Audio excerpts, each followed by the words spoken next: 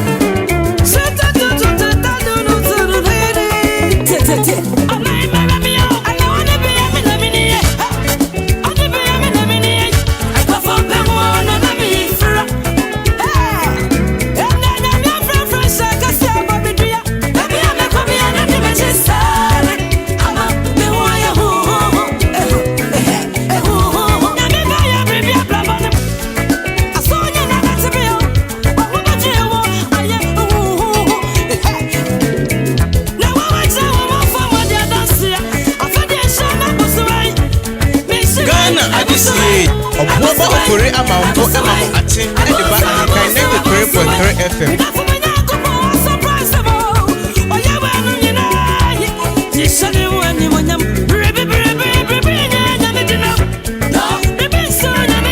Ghana adisiye obuoba ofore amanfo emamo ache edeba Ahenkan 93.3 FM. Adinyina ye ati obinye bita no ye disanitina ni monyam Otuni adinyina ye ati obinye bita no ye disanitina ni monyam.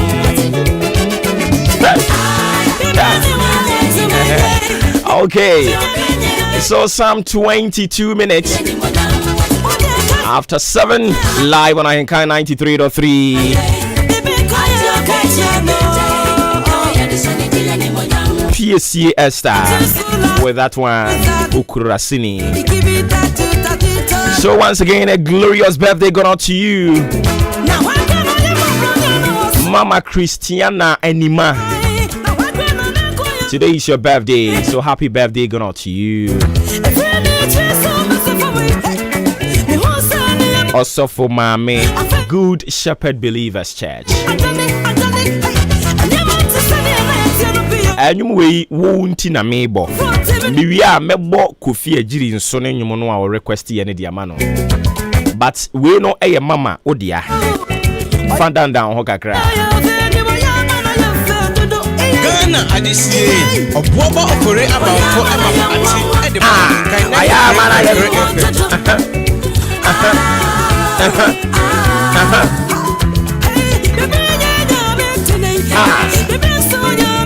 Saba Didiya ni monyam Didiya ni monyam Enti Mama Christy fanyimu we fada da ho kakra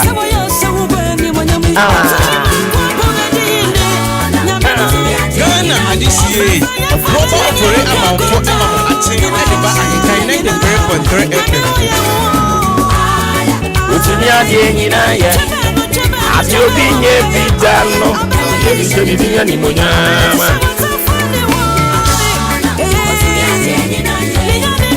ati obinye bita no ye disanitina ni monyam Otuni adinyina ye ati obinye bita no ye disanitina ni monyam. Ahenkan FM.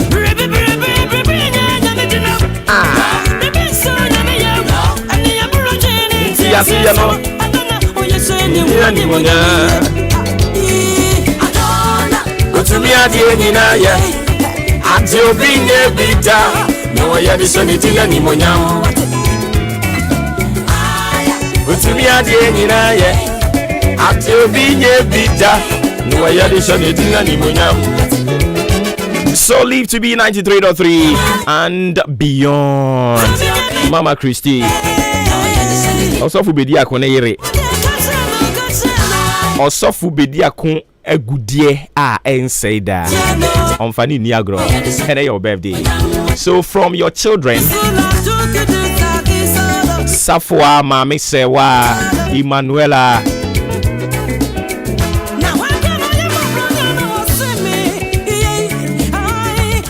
Ena Erabra and Omunyina senior Kobe and our husband Ankasa Osofu Bediako from Comfort myself. We are wishing you the very best of life this morning.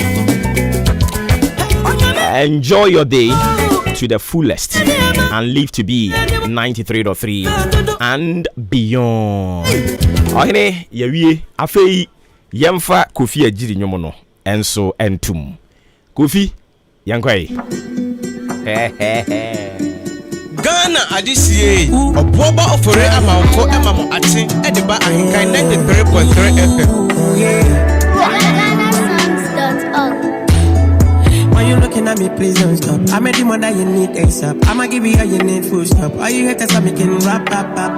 Say I mean, don't get shy. Now I wanna give you full pressure. Every me, I make them kill your shine. Everybody wanna be on my side. Hey, so please leave my side, man.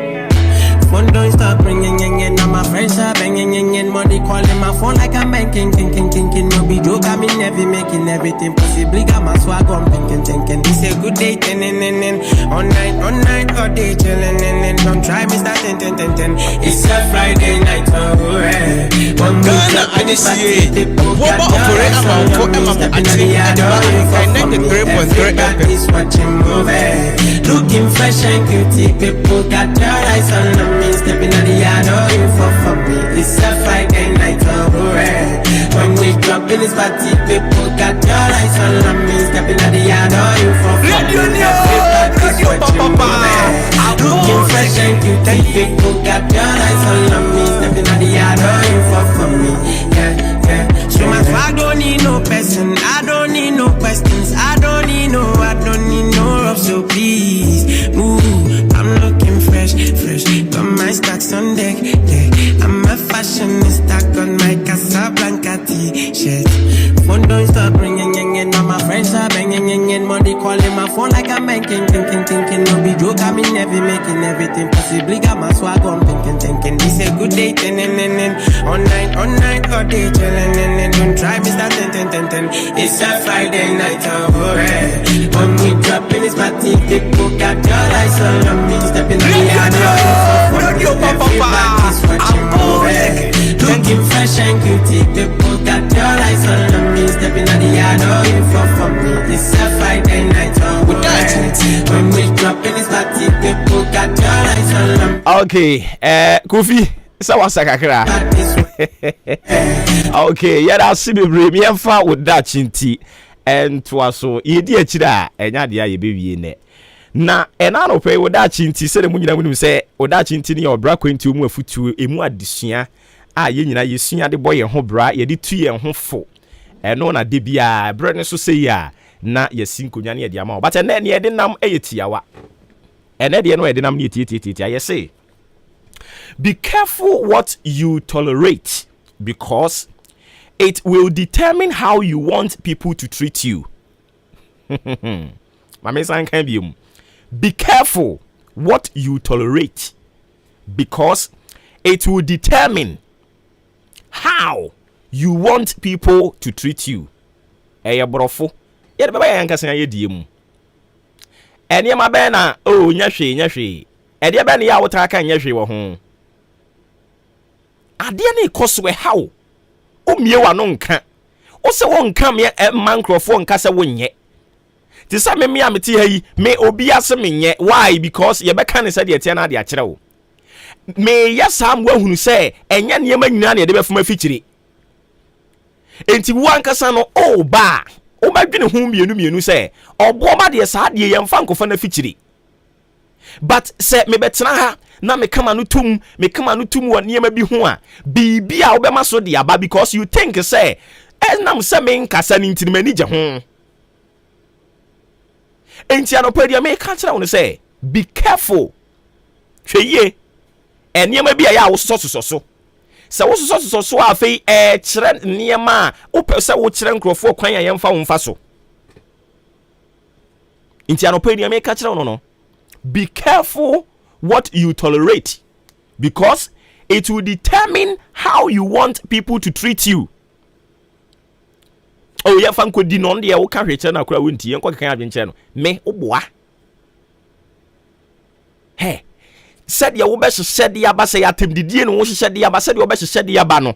Read you know so Diana we are too restricted. But so would share mo Facebook, would share mo Instagram, would share mo baby, men so baby mobi. Hey, son your money na me active for her Facebook, one me active for her. For share mo ho. Be unu sa magani amaga share be unu amaga ho. Let the people know the kind of person you are so that they won't come to you with anything. Ye tia wo nan so be bie wa no aka say ohene yere o nine siminan so awuti ya na mempe mani nye ho waka anu atum hwe otsena dia sakwen ono so de ne nan ba betia wo nan so because ehunu si etia wo nan so wani je ho obi ya wade a mani hunu se de waye ono ompe o so ye nya hwe osofo sara members ni di bedu sofo me ka kire wo ade a o da na di a kire wo members no eno no de betutiu. And to be careful what you tolerate because that will determine how you want people to treat you. And until we have some people, we normally say, no nonsense people. Sa no nonsense people, ni emfa sebi. And someone, they will stop you. Ma me ni ekosi nya yanka ho asem o nya hwe mo fa menyame o nya hwe mo fa etie enya hwe ye de ense be wira wo hwenim obey sama fe ye de ense ba be wira wo hwenim because that is how you want people to treat you. Media mempe kasa o munyai wo mo na omo ye de omo pe omo bebre why na be ka tell so o brenne o munya mre yo obeya kopemu bra wankasa obewunu say yes wa yew enti dia wode beba no na nso dia hia no yesi oh ene pion ne nam. Let the people know the kind of person you are. Don't pretend. Pretend it. Don't let them see you say oh you're angel. Oh we there or your software enko kekan adwenche no ntimi nya hwe hwe osofu ntu be kekan wadwen a kire me mekeka bi a kire ma bebo wo nsem a kire me osofu ntu be kan wadwen a kire me osofu de oye no nwoso oye obi sa you clap back. Oh dabi oye panyin nti wo kekan wadwen kire kro onka hwe sa anopa dia meka kire wo da chinti. Be careful what you tolerate. Wadam fubia besire sika wo ho se wunia fa bo me bosia wa anka krampo se fatam you. O se fa bo me bosia. Ene wa bo ne bosia. Bosia na wo de man no e wo se wotua wade ma wo back. Bepem ne ontua ye. Ohuru nso wo nyanyansasem bia nka nkyere wo. Approach the person. Bisa say hey na wo de ka wuntua. Okasa atse no afi next time ne ho kire no wo ba obadwene ho mienu na se wanka na wo ka wanu tum se o oye madamfo wo ko be wo be ko kan kura be ko sen yeyi be ko fansem bibredi aba tie. You are telling them say that is how you want them to treat you because also so no be ko so we treat you. So this morning me de masemo be wieye on eye wodachi ntino me say be careful what you tolerate, because it will determine how you want people to treat you.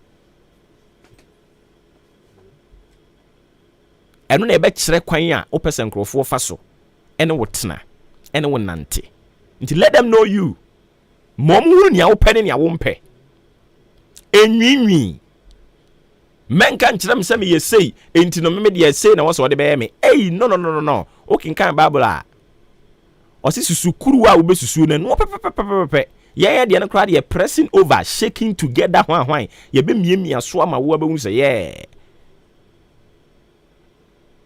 wo de anoden ekwa yi a ye de sotoro na ye de agya wo kwan. Let the people know you. Ebebo am wetumi akọ anim. Erade nka ho. Na dom no so mfa ma wo. Ewe Yesu din mu. Amen. Oda chintie ne sa fa ma me. Phone don't stop ringing, now my friends are banging, money calling my phone like I'm banking, king. No be joke, I'm in every making everything possibly. Got my swag on, thinking. It's a good day, all night, all day, chilling, no time is that 10. It's a Friday night, oh hooray! When we drop in this party, people got your eyes on me, stepping at the yard, oh for me. Everybody's watching more, looking fresh and cutie. People got your eyes on me. Stepping at the yard, for me. It's a Friday night, oh hooray! When we drop in this party. Okay, so AC a friend of Dr. Baba Zamo. Dr. Baba Zamo say happy birthday and call Musa. Looking fresh and cutie. Mumina Ajaka. Musa Mumina Ajaka. I don't need no person. A graduate of I don't need Ahmadu Bello University in Nigeria. Fresh, got my stacks on deck. I'm a fashionista, got my deck. Also, oh yeah, now a national service personnel. Our bold age consult. Wishing you all the best in life. Love you so much. From Dr. Baba Zamo. To you, Musa Mumina Ajaka, a graduate of Ahmadu Bello University in Nigeria.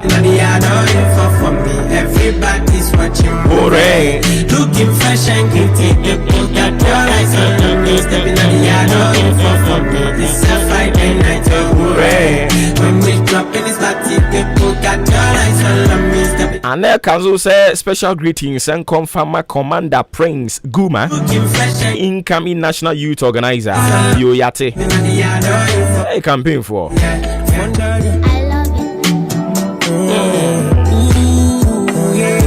The one crat I'm about so I better 12 million so the amount in a jiffy. When you looking at me, please don't stop. I'm the one that you need ASAP. I'ma give you all you need, full stop. All you haters are making rap. Stay at me, don't get shy. Number one, I give you full pressure. Every me, I make them kill your shine. Everybody wanna be Ghana this year. October for a amount for Emma Ati Adwuma Ahenkan 93.3 FM. Money calling my phone like I'm banking, thinking. No be joke, I'm in every making everything possibly. Got my swag on, thinking. It's a good day, all night, all day, chilling. Don't try me start 10. It's a Friday night, oh hooray! When we drop in this party, people got your eyes on me, stepping at the yard, Ghana this year. October for a amount for Emma Ati Adwuma Ahenkan 93.3 FM. stepping at the yard, it's a Friday night, and hooray! We say a very good morning going on to you, Oboba. Please, this one, I disagree with you and AJ. Or say if I should tell you what I have been through as a single parent. Yeah. Gladys Ampa being the free as an Bangalo. Or say good morning. I would want to believe, say, message here regards to our phone was seminal. And ya may can say mo ya warefo maame ne papa na mo nyina mo ti fie na papa ne ni fie na akwala no a woni ne wo fie no maame no akwala na di nsamone a o maame no sa wo so wo ho kwan se ye ma obetumi agba akwala no ana meboa wo ho kwan but o mo no na o kire ne tena se da bi o papa ba wo menka wo hwe o papa ba esa na wo mo ma papa fo no abeya atamfo amankwala no erinti die na meme ni AJ kan say se akola ni din semoni a o maame no a woni ne tifie sa abre kromu no e wo sa wo tea no na wo de ne twen se papa ne mumu na emetea no a e ha dwen eno na yenso so yafa ye ho adwen se ne yada but ye nyane yenso ye pese Father's Day ni duru a ye so a ne ma wa pampan mu de breyen ye celebrate ye binti se ye sese ye ba na akola no wa amono a ye beto kalipukura san bre no ni agye ne so ni aye ne sa no ma aka na afo no sa pepepe ne ye ka o ma me Gladys yes obi ama me atunefo yen papa fo no so yen so ye ma me atuyefo obi ama me atunefo Don't stop ringing. Money calling my phone like I'm oh my goodness thinking no be joke, I mean never making everything possible. Got my swag on thinking. It's a good day, all night, all day chilling, don't try me start 10. It's a Friday night, hooray. When we drop in this party, people got your eyes on me. Stepping out the yard, you for me. Everybody's watching movie, looking fresh and cutie. People got everybody tell you for the bunker time about so fan to us so emfa ema. We've got a lot to talk about today. And unti yenko shasi entente mopeni apumbo kwa die nyame adom na so nyame adom menso me ho ye papa de jana se sure anani ana meni AJ kan woni enya adwen maame fo no pese de bia enkwala no develop bad taste e de ma wo mo papa no ene yenso ya tena se ehunu se because se enkwala ni di bone a maame fo no nka ose wo de wo menka wo hwe papa ba papa ne ba na o ma report nkwala ne de ama papa fo no na papa fo no so aso abamu na to nti de bia de ho aye hi edru Father's Day a o mu ni mayen ani asem no papa fo kura tade de mom ma maame fo bibire nkyire mu mfa nkyere nkwala nse efiru papa ho school fees o mu nkyire se efiru papa ho nti de bia na papa fo na se ye irresponsible but your papa fo bibire ho me responsible enti ya so ya maame atuyefo ye firi adwuma ba ne ye ba nkwala na di bone na maame wantea wo mo a ya so ya ntea wo mo ne nyina ya hwe nkwala no ana enya de papa dabi enya de papa dabi ne ye de ahia enya de papa sa so otea no na ne ye kan won tia se ono waka ne saa na akra na be fa no se oye ne tamfo ye ko school no ho na ya na awo ho no mo abepim na man ne hwe Father's Day entebla so se ye ne be kirekire mama ye ma no ate ase si wa hu na me kan enti o ka se ye ntia no na dabi dia me kan se e wo se ye kirem kire maamefo ne se aba akoro no awo de be se me nsa se me fa mo akwala no onso so nsem betimi ato ho abo akwala no eno me no ya adwene but wo ka se ekoba se maame na ntia na wo so ba wo so ntia na dia dabi ende be ha adwene sa obeji akora njinsem a mumienu nyina betete mabrabo ena ntina tete nyina ba dabi eno so de enye sa enti we no wase ye tete ma enkora na ti ase se bona mebu no na se bi atia na metia wo no nyese metan wo ye ko school no na teacher ni a ofo so pass suade ne nso hwe wunim na wunya ebia below figure ode beto wo no mo na ebia wo mu obi aba nko bebo wadwi nyina ne se teacher ni otan but ukwa duru ba bia utimu se say teacher ni wo boa mimi say English brofu ya menti nyina yi aye me kire ni a wo che me English ma panasem da besin na me de tie say John Dabi. What me who say wo ba pe na me kokwa asori. Wo kire my because say was be bu no. Enti me na me say what me school ma me kan praise what time me subject bi wo kradua ba no me pia bontre JHS ba no me pie unsua.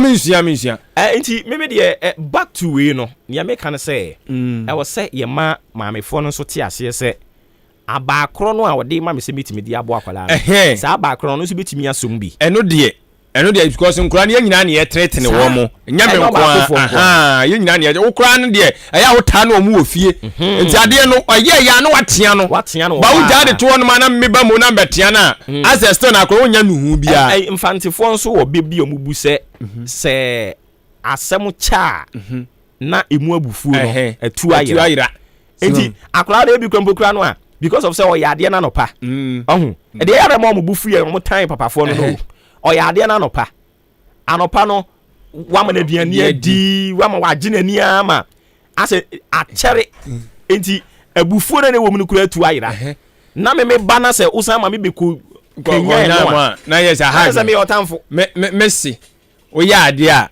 on fi wo ba mo ne nam hwa jiwania anajo no a wo koda no awurade a na odi amoma wo ono so bese da koda se de wada no sa eno de esi wo no anim but me ka ma me fo ne de no ya edu mo sa so report man na o haw obeda ginani ama wa ti anadu na obeda no no da nyanyam. You are not getting me.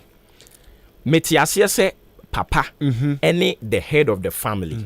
Metiase o ena meti eye responsibilities ya wo ye eja e wo se wo perform no meti ni nyina se but de me kan se e de benti na kwala aye bone anopa na wo ma me ne ne tifie na wan kan hwe o dia o ya se bia wudi na tem keke nya uja no ena wuja no wa mo no wa nya ne hwe wo so de ne twɛn ne papa na wo de ne twɛn ne papa no wo dia wo boro no akwala no bɛbɔ obi ana asemo ado na me nti ase no enti miti e pa mi anopa nyina no e hwa na gina asem nti yenyina na yetete nkura no yenyina na yetete wom edi sa me bu wo no mo mo mi bia e wo sa nsusu utimi training wo ho se wo nso gba akwala na wo so utimi bɔ obi o na akra betima yesa enkwala na bibire ye obo ma me ni say gina the kind of rapport e wo ne ma me obo no obebo ni bi na ma me fo no so nkwala na bibire so ase be de nkana asem o na wo kase ye nkana asem no wo kana asem obepina mo aka o mpene eti mumi nya isa kwakwa pombo ko de wo banzo nyame adom enti asem wo da pono so ye dwendwen ho no ye se ma me fo no omo amon nkwala na ye so ye mo ye nyina ye tifi de bia na ye de animu ate ni ye animu ay hare eno ne de o papa ba me na bo me na tian na wo tifi a wo je de yi ende o ka se won tian wo so won tian dia e be do be mu ye no nyina wo aso be ye hikura chen no wo aso be ye hikura chen ma me no enya no kre na ho na o tifi de bia na ogofa ha bia eka bia ba nya wo na betua adam se ho na o tifi de bia maame no but wo no akra ne sey a wo aso be ye hia chen maame no ana me se akola no a wo ka se wo be sey no o sey a enkwala do sey no mo sey a eya and then person me take you and trench position kakra person ko fu di matam ofie kakra akola enkwala do sey ne sey a omo papa din ne ebo o maame enkwala do sey kakra bi enkwala do sey no omo sey a ye be ka say we dey ne papa anyini ye obi ya se na maame wa 22 yi wa wo fo no wan din ya e taibo maame yo maame se ka ne ba ye be ready de be boni din na e ka ne ba na hwehwem na nhumi no ntua tena hɔ yi hwɛ ne wo hu no ntua se bia mo establish wo baby o ntumi ndwane sa mo dia munya hu hwe munya hu hwe udwane akɔhe o si udwane akɔhe udwane akɔhe yo udwane akɔhe se yesi nkuru do so en traffic akɔje nse wo be kwa wo beba wo be kwa wo beba yo so tu no udwane ene na anopa yi mejina manimu se oboba ofori amafo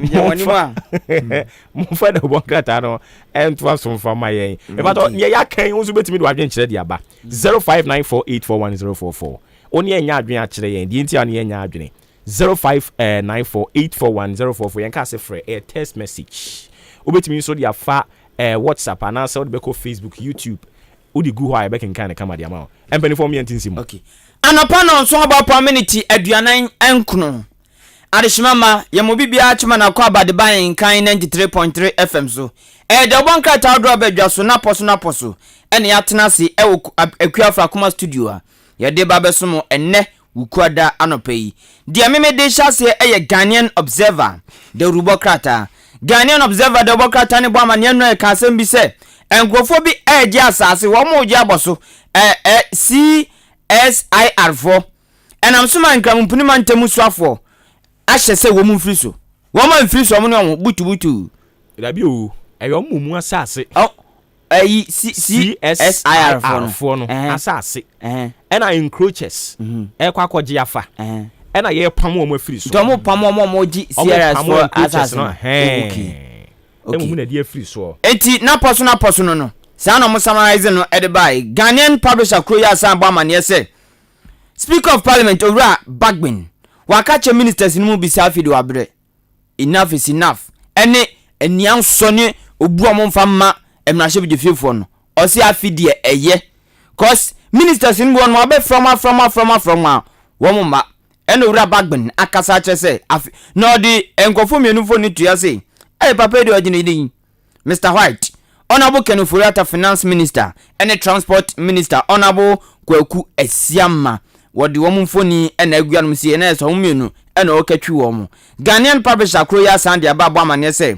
omampani na nado dan kwaku fado edar sede ato EU for enim se wo momna mebo Africa na COVID-19 ani Russia Ukraine to koyi abeha adwen papa na wo mo nyi every ahonhia mu Ghanaian publisher na akasa asem wi krata kro na owura bi owre perfume eno ba krata mu na so mo de aba owre perfume a ode mami bi mfoni naked koto abonten no na koto ayeso nko da fiase mfinhia makomako dunai Ghanaian publisher anopay wo fafri ene amede the custodian da obakata no na eba custodian da obakata no aba mane e kire mu se osoafo no na hwe da obo ensam eso na wonu koya sayam na hye bedwane de made hye mo ofo ase ayire bia bato mpesu aso wa poema ntam ya onimonyamfo aye kwadwo opankroma ene wodi tudwa kire mu se ensam twafo enwo ehia pa na wose ye hwe ne ye bo mo eban ye hwe ntra mankrofo bia meto hye omo so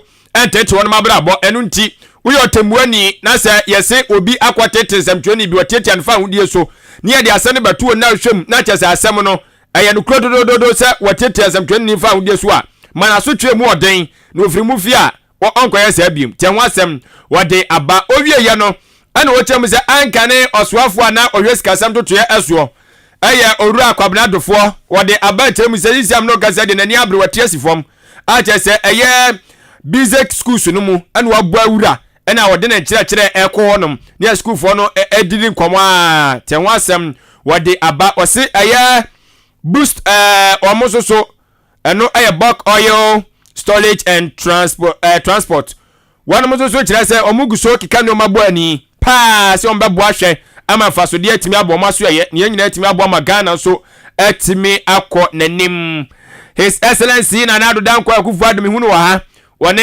eye kosibro ni fita baako na omudi nkomo eno na nado danko akufu ado ka che se mo hwe na mo mo bibifo na bibifo ye mmobo bibifo ye mmobo ye ne ye wo hwe ti yesremu ai abrafo mo hwe na mo so yasene na mo mo ayen covid ne Ukraine kura nso to kwai ba ye de abibima ye tonsom kura wo mamu didi nya ye wai ye nua na mo ye nyina nipa je asem ye kokko ne ye tuntum ena na dan kwa kufu ado defe bruni no enso e wode oboka tai emu enwo asem e wa ha na wei ene ensem ni bi aka ho ena de custodian de oboka ta no e de baaye de oboka ta ya tudin the metro lens ena mede to aso ama wabusia na esi zoom line for boss wa iramiu wa hwere ne papa kura eze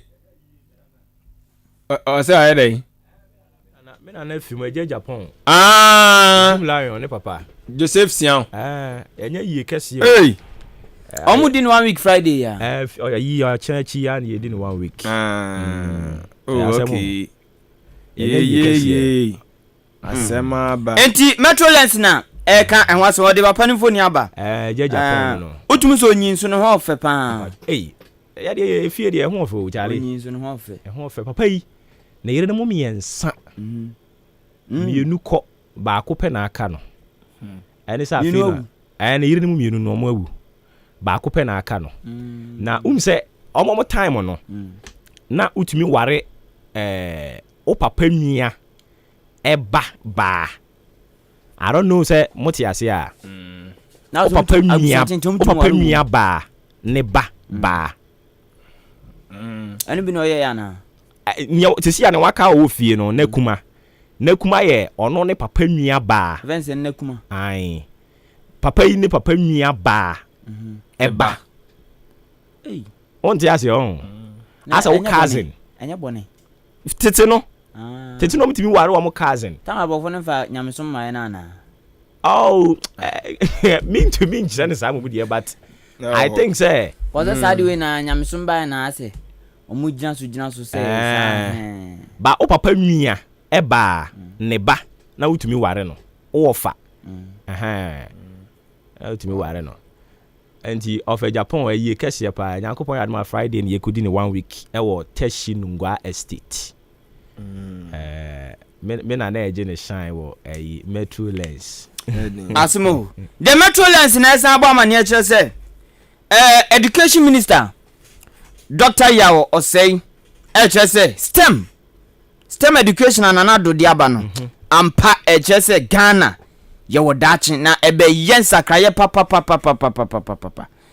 Dr. Dutum ena ekasa asemwe prison phone na boss nanu subra na eto wonfimfi mantemu ankafo kwatwifa apuayi e prison force ekosese wo monua no papa yi chese aha ne papa ye otum se diesie na ye ne ya o kasa fa ho wanum sia wo kire tima wanyama sa torenche mesi ye no krate fom yanum se the Metro Lens ena so ko Japan so ba ne ba beda bema ne bema beda wo mo abra saade no aware mpo so ba ne ba be ware bema ne bema be ware wo mo abra saade no aka Ghana yenkwa ne nim ska yenkwa si Japan mo di omo Japan mo di yenkwa ne nim ska di se aw are who ana wo ma tumutufo di ska dada yenti yentumi nka ho asem the parliament yentumi pass bill ogo guy say ya de ya ka symbol na dan make say okoto say kramasi apata so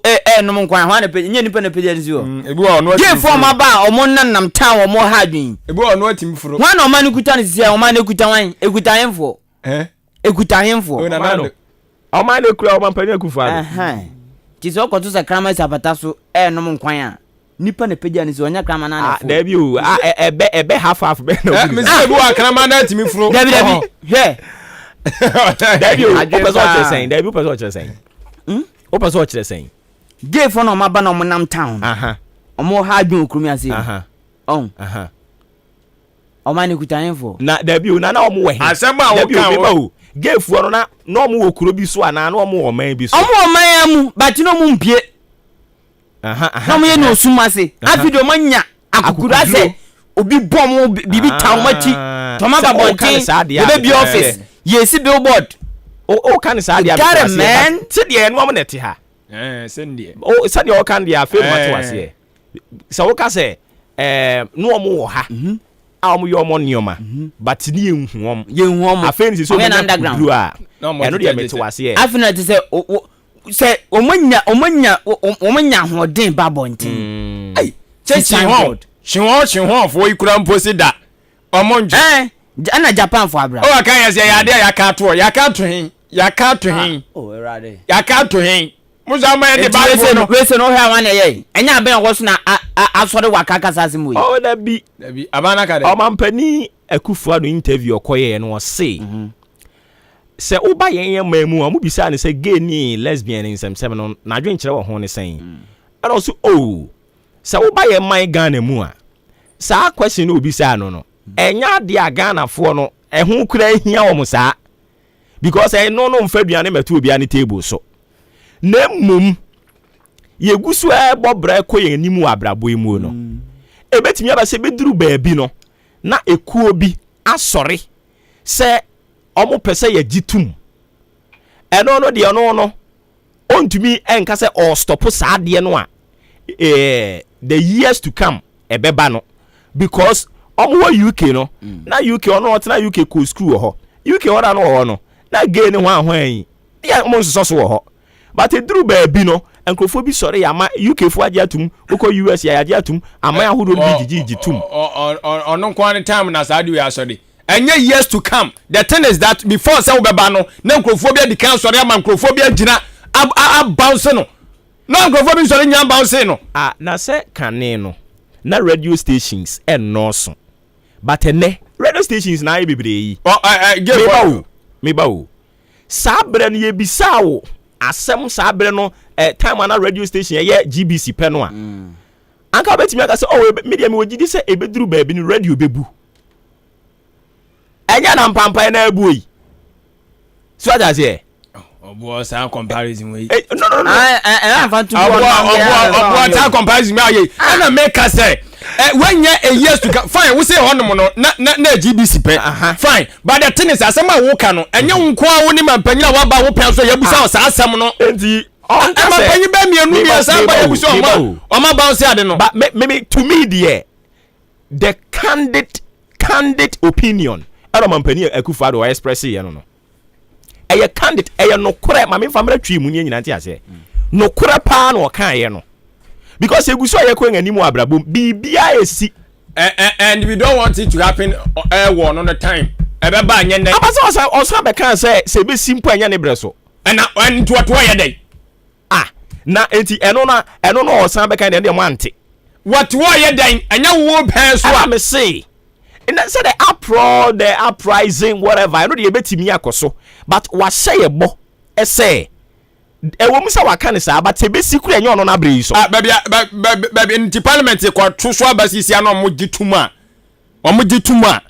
sabi o manugu so na so nana so betimi o tumi so obeka so nsan me ba o enti wo gidie se the ekoso parliament no it will stand say the ekoso no say ebeji atuma na anye ntumu wo gidie say ebeji atuma na anye ntumu so mo de akọ everything to wo gidie say sa attention no a ye pese omoji atwa na anye ntum no o gidie say they will pay that attention to sa de no omo alai me say ebe ya no phone sa we ba won so ne ato atwene baabi the issue is we should hold the person to on one kasane west or say ebe kosumpo a enye ne bere so ne ebe dia atum Ghana for kai sa asem no enti ye kai eno ne ye pese ye chese onsi su pi say ade no ehu hia mo fa nto baabi because the man make us o ye beji atum kura nyama breso ehun hia me nyintum pastor go focus on music billboard in the country esunsunye wom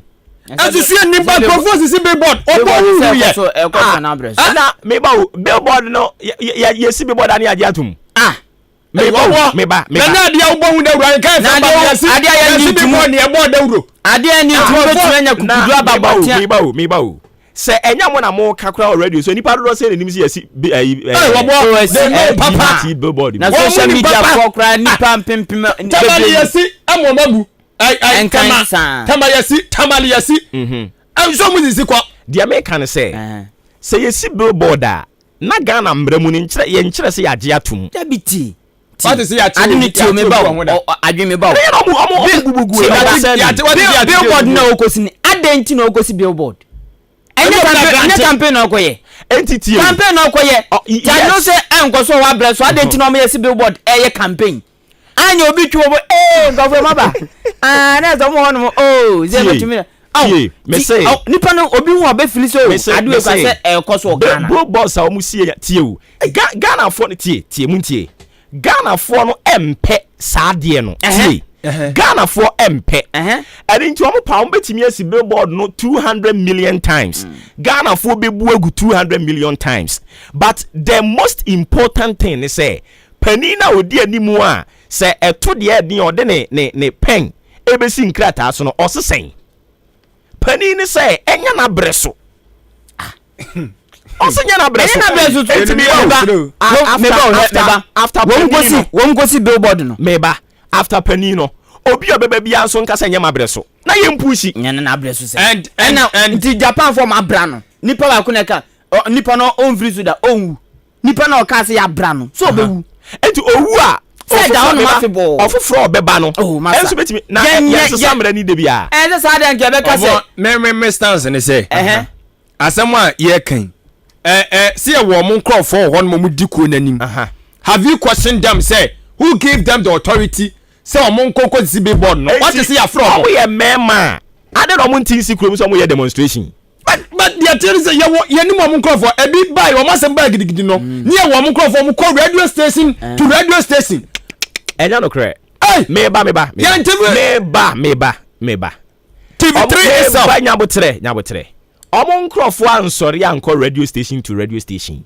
Yes, I'm sure for the friend wom. So we know them. Now one friend Oma. Then we know them. If why say young question woman so give them 1 and 2. No. Uko hunu ne he. No ntiatum. See what Debi o agasa about. Oma ne social media so mu atum.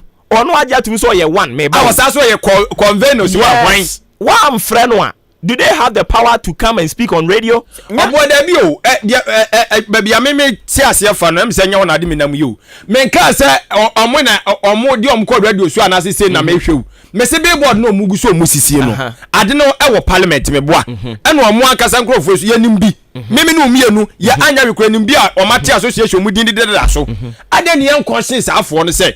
Ade ntina sa billboard no mlada ho. Ne nya nwie ye na mo sisi. Yan kwasi wo bia de nya so masi ne ebu agu yesi no mabu agu ero nya so mo ma yadwuma enti the issue is for no me billboard ne contract come awom yenim ero ne asem no so wo sika Ghana said me wo sika enti me ba me wo sika enti na wo say me influence what to the stand say me the poison abase nom wo si me wo sika enti wo be no yes enti onyo trade that oboba me ba obi tumi nya kukudo jiska se meku obi ama yes na billboard no tumi jiska se mesi ama obesi ana make say so enti no nya twom no ya koso o man mu na wo se ye jai almost a junkie for no go mo ntihi o si ase ye mpa o de hu sika ba de na woje oba de na me se junkie no no ntihi onya zo onya ba ku bi kwa fo bi wo ha obo se ana no o ka sama mo nti o mo abemba o twam na ka ba ben ko nti ana na wa wo ka asem bi wo ha wo se fo no ma de no say sankofo ni na o ntom na ebe mo musika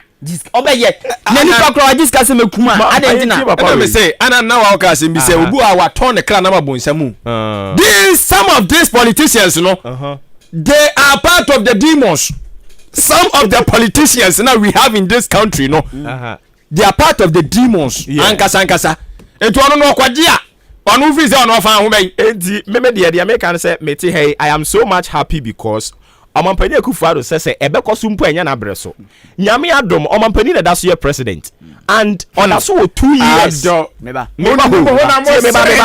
Over 2 years. Enti say ye ka say ye pe obi a ewa so otumi kire na adwen otumi kire yan ba bia ogina it is not omampani Akufo-Addo ewa se ye frɛ Alan Kyerematen anase Bawumia amayeden meba o de mebe the point ma menwie ewa se ye frɛ Alan Kyerematen ewa se ye frɛ Bawumia ewa se ye frɛ John Mahama na ye bisa nipa me yensan si o mu gina be ya ne sen because omampani abreso de o me ate ase se ono ne breso ensi hado na omo so meba o e likely say omo ba so ensi dia they help us to pass the law they live when you go obi bana so ono so be say na we have done your part what do you meba what do you expect of my abai we twam o si wa sakra abai we pa say afi we o do won be kan de lalai ezo twam ze na we na yefo ni se mu yefo the American say David o say enkoso wa breso ezo breso yesi billboard eden no akafa billboard na yesi no billboard so advert form of advertising enti obi ko no o sankofo nko omo town at least money wa mo kwam yuja no bi ba oda be program yesi billboard kakaka na esi kroma na posters kekekra e kan de na kire e kan de kire ma catch us at the pass of life and color kobla na ne e be debate ni na ye bi ye mame kwa ho ma no so mra sisi ya me ne mame Shila Minta Premu ena ekotwetwe nkomo ono no ena oye convener edema affirmative action bill coalition mame what me kan FM suni mamu achi me mawachi me te wonka yeda erade ase papa se wo ho ya anope ye ba won chen ya best 2011 and ye did this bill e call parliament be pem sabre yenya anyintum enra adwumadie koso ma mo san akire madwen fa ho wadaroma obetumi akire mu akire kakra ne e koso adwumadie na se yo me that's it ye di kind of fa emre dia ye constitution 1992 constitution no article 17 for no trese article 17 na trese and to say ye brebia ebe bin so ebe ba amend members now so see who say area be educationally and social and I say adwuma yemu after you see ebia man na say member parliament me dem raba ebetimi dey share ba ebetimi ama man member nyina omo betimi ejina pay in 2011 no yes sure say omo ye nipa bebre aye hwehwemu bebre ewo dan high to say eba adwuma mu especially uhwe adwuma mu a mpanyin ye mu eba to the parliament parliament for even say Rashe kuno wa Rashe bedwafie Rashe bedwafie no usha emu 275 nkofo no emu 40 per ene ye ema ni na say ema representation of parliament by 14.45%. Usha enye uhwe ye history nti nkofo hwehwe no mu ahwe ndwuma mu akoro no say eba penyin yo wodwuma bebre mu board na dia pempi no member no endorse thing a man. In 2011, and the Ministry of Ministry of Women and Children Affairs, if you have to say we have Adwuma, it's one technical committee. Our me move the map and they said the Yematia or Ghana Hano recommendation said and as a woman call group no technical committee so called every region on a town hall meeting. Until the buy say Yasa and Bra. Since our constitution, it's just say, who say, who say, I say, you say, Memma, what to me be pre a chain manner, there the same river. The 2011 we started say, you want Adwuma. First draft no by better 2013, 2014, you know, about who say, it's a manner, need a cabinet, it's cabinet approval on Sunday, their parliament. 2016, and it's be called parliament. No, quite called parliament, no, October. And to what the cultural parliament, we say, and China election 2016 by December election. See, moment in young Adwuma. See, in Manan young Colonimo. The 2017, and a ministry now, Minister of Gender, no, I started some kind of Adwuma abuse. Now, 2017, be to say no day. A cabinet, yes, young BB, young safety, and young safety, young share we. Intense call parliament abuse. 2017, they and call parliament abuse. Into Nano, the Kaka client is there. You see, somebody, if you have to make a check, what 10 years, cheap. Into near to say, catch it, mindset, as you said, cabinet not approval. If you are a parliament, not parliament, also near Adwuma, not some run Emma. I did apart from constitutional. Ghana and we have many and you will be members of the United Nations now. The United Nations no one of the country they are at church am I members in our BB. The Baconia friend of Sustainable Development Goals, and no bar 2016. Then no was 17 goals now goals that you in no go 5 not just gender equality. No just you are a member of the UN except by 2030. Now a bunch share a junior school move, I say money, and I not pay. Yo, and the Kaka is uncle who said, young fat ray, I'm fiasty and I'm passing. If you have to be a Juma Kaka, 2030, no, you need to go now. Yes, it. So, any Yamaka cry can't. Okay, enti sisi ano onipa e wo se ohwe se ye de emre yi besan ko parliament ana se e wo hompo a e wo so ye follow up e gender minister ono so na she is out of the country now ye be any den. Okay, so na me kai no so say abai executive no wa hwehwe nyema bebre o different ministries nti sa emre de ministry of gender na ye ho adwuma. Yes. Normally, say a cabinet, the minister is now or no pushing yetini approval and a parliament. And unfortunately, no, the minister for gender, no, I say since about last year, no, you know, one the problems behind what you cry on my. Into the cry, can I say, when you say a fat caretaker minister, into caretaker minister, no, said you coalition here. The Coco be brave, can't book your one boom by pushing for some rain, a permitted Russian coalition. So, you come back on the say, Caretaker minister, you know, said, or you're busy, because I can't on the ministry or vessel.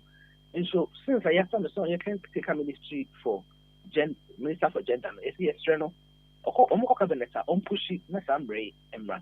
It's just in your council say sanka. It's minya minister if you say your minister no. Nyama be brain ko ye man no say ma ya ma bre e hwe kwala mu ne de go ma ejuma bi wo ho ana e bia ne ma hwe mu na de nti onya problem.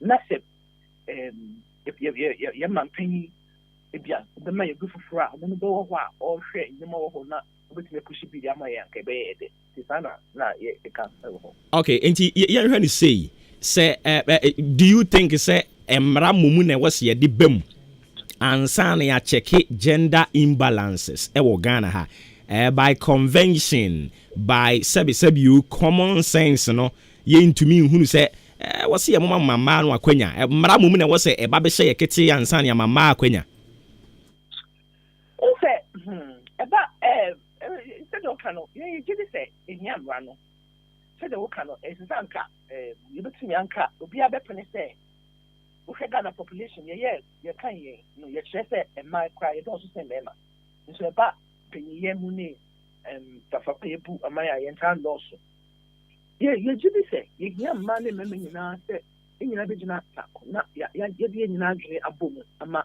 enyoma akoyie amaye ye ho politics bi ho be bi ho 1998 kwa for the politics bi by eba you find cabinet policy directives.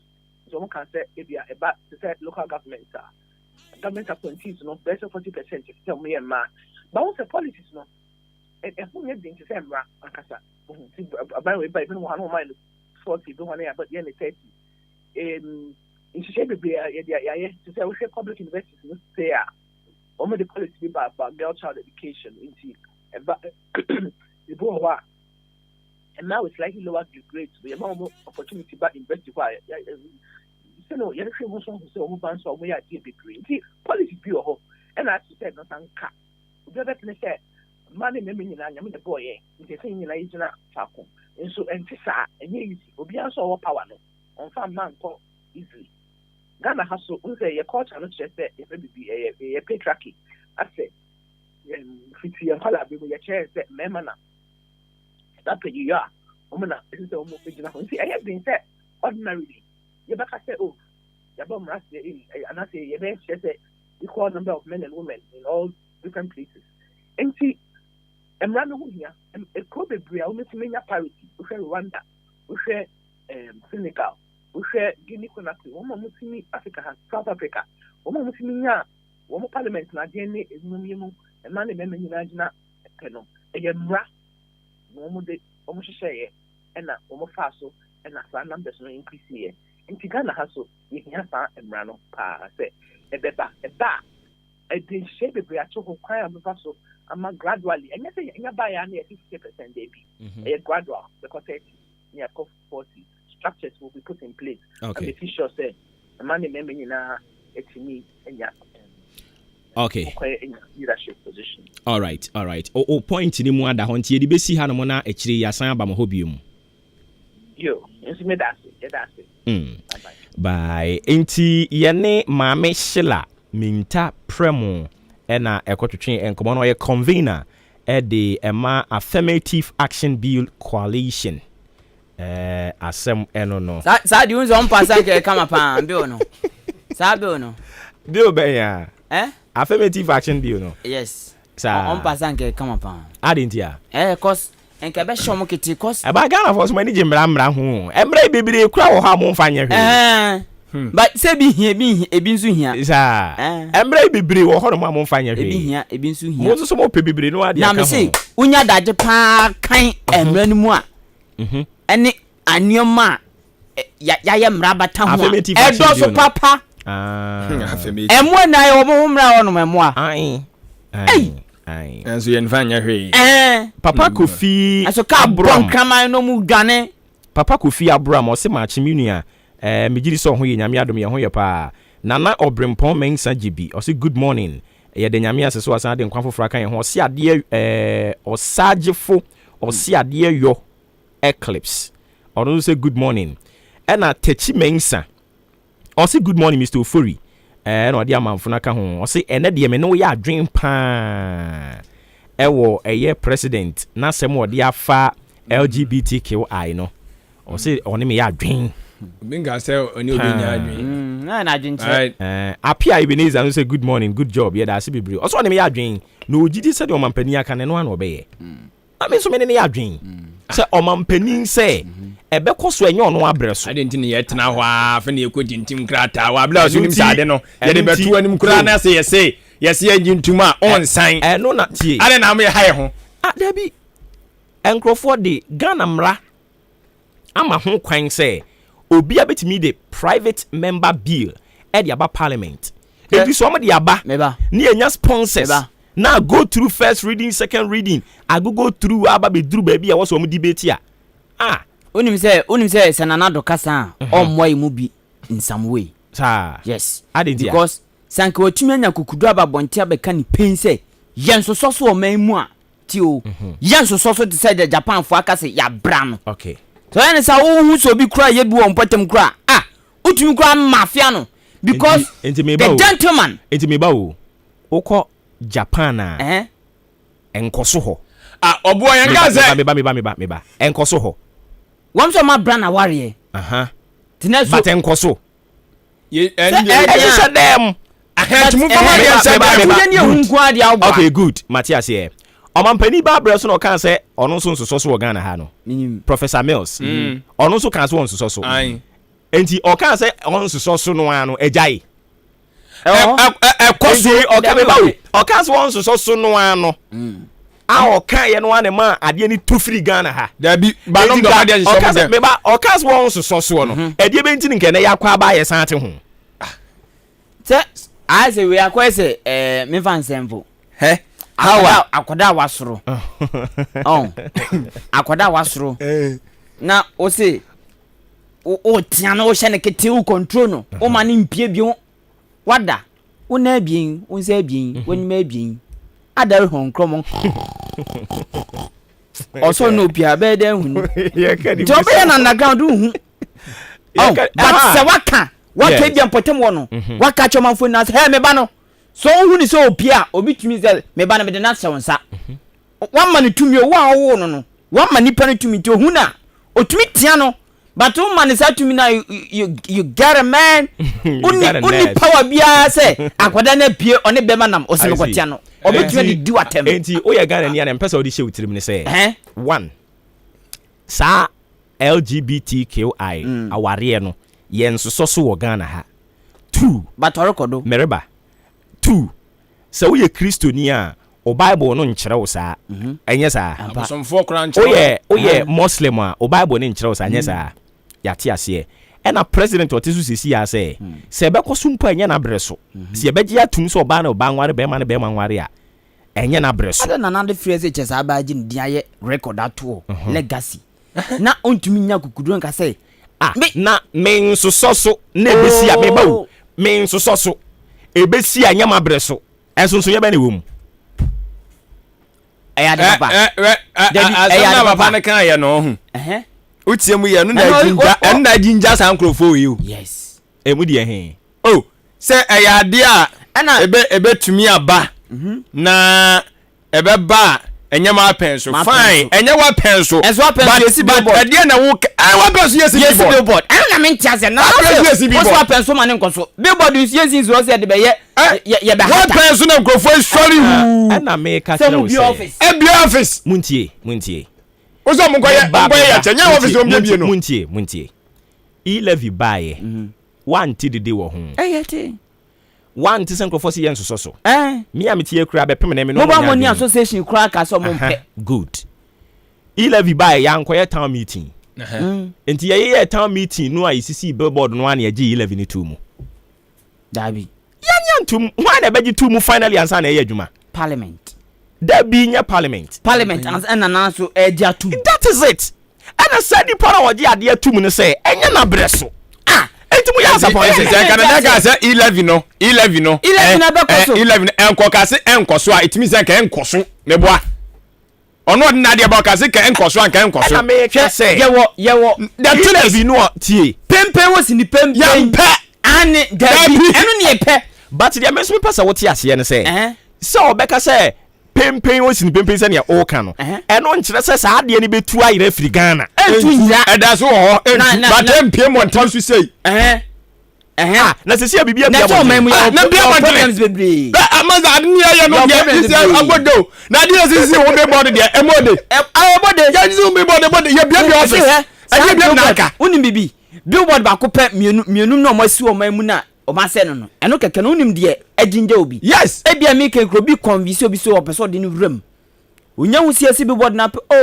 ene asa de no kra ya yi ye be office yes see the seconds pa na ya bu agu no nipa convince om enti me ba wo me ye be office om kwachi wo no mo ye omodai but me ke obu ma ya dada na ise na de asem nko asem mra hwade this whole back and forth any this argument ni agitations ni o ma ye koso no odi mu nkrofo wose ye blame mo pa akese ehemfo eye nsemtwerofo o na se blame om se ye nkrofo ekuru bi ka ho because hwade saade yi ba ye mu bebre kura ni yenim o ye tititi akura se ni yenim adekode so ya je eti nsemtwerofo no angasa bi agenda no mo ka ho ene o mu pushi ene o mu bom no o mu yedede ade nso de dem a wo kan na ye popular na sink into the minds of the people NPP communication member bi ka say onyanpo anka me kan wase mo radio so because dem a wo kan no ma de na be popular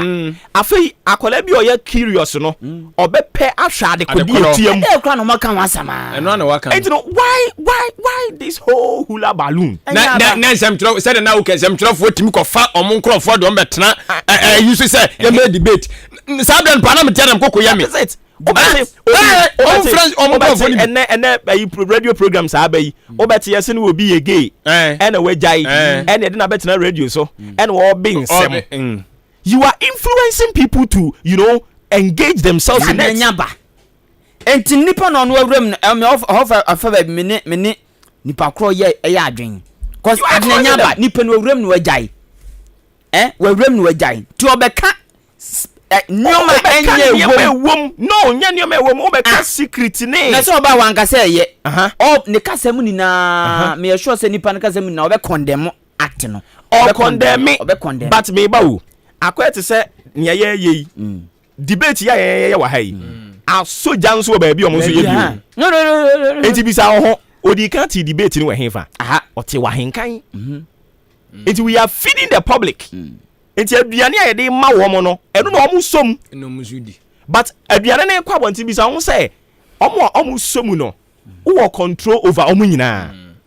yes all the enye wa betena ha na wo ka but onipa na o ti o no wo control over sa nipa no a wo betimi akogina ne chaka che say me ne me fa mu ne me ko mu nie nti so mfa ho nhyem obu ha wo ti a obekoso ahwe dabi eno sa de enye de on ko mu de me nya sure enye isa na akwese COVID-19 by omunya bia omo no you don't have control over people obetumi a kire wadwen wa unye control over them yes but na obetie we na say ba kwa ya hwede say wa na wa boti po obo no ma wa boti po na da no problem obi wo ho no mo a ohu ese sa de sanka programs be bro radio station TV station say twamu na me ba ku bi omo ye ba ku bi no so ekoso na onipa da simu abetena radio ni TV so ni kuru ho asempa enye ni kuru me kwa de no kwa de eno ni eleta kra na abetena radio ni TV so asemben a ose waku nipa tio maku nipa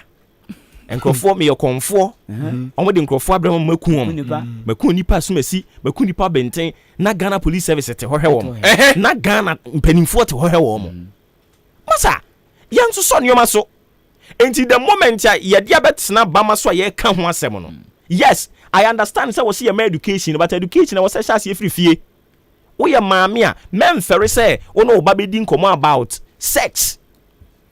What you say? Biggest problem. Kwalano from the grassroots. Fear charity begins at home. Yeah, biggest problem. But now, you expose your money, your radio. You expose your money, your TV.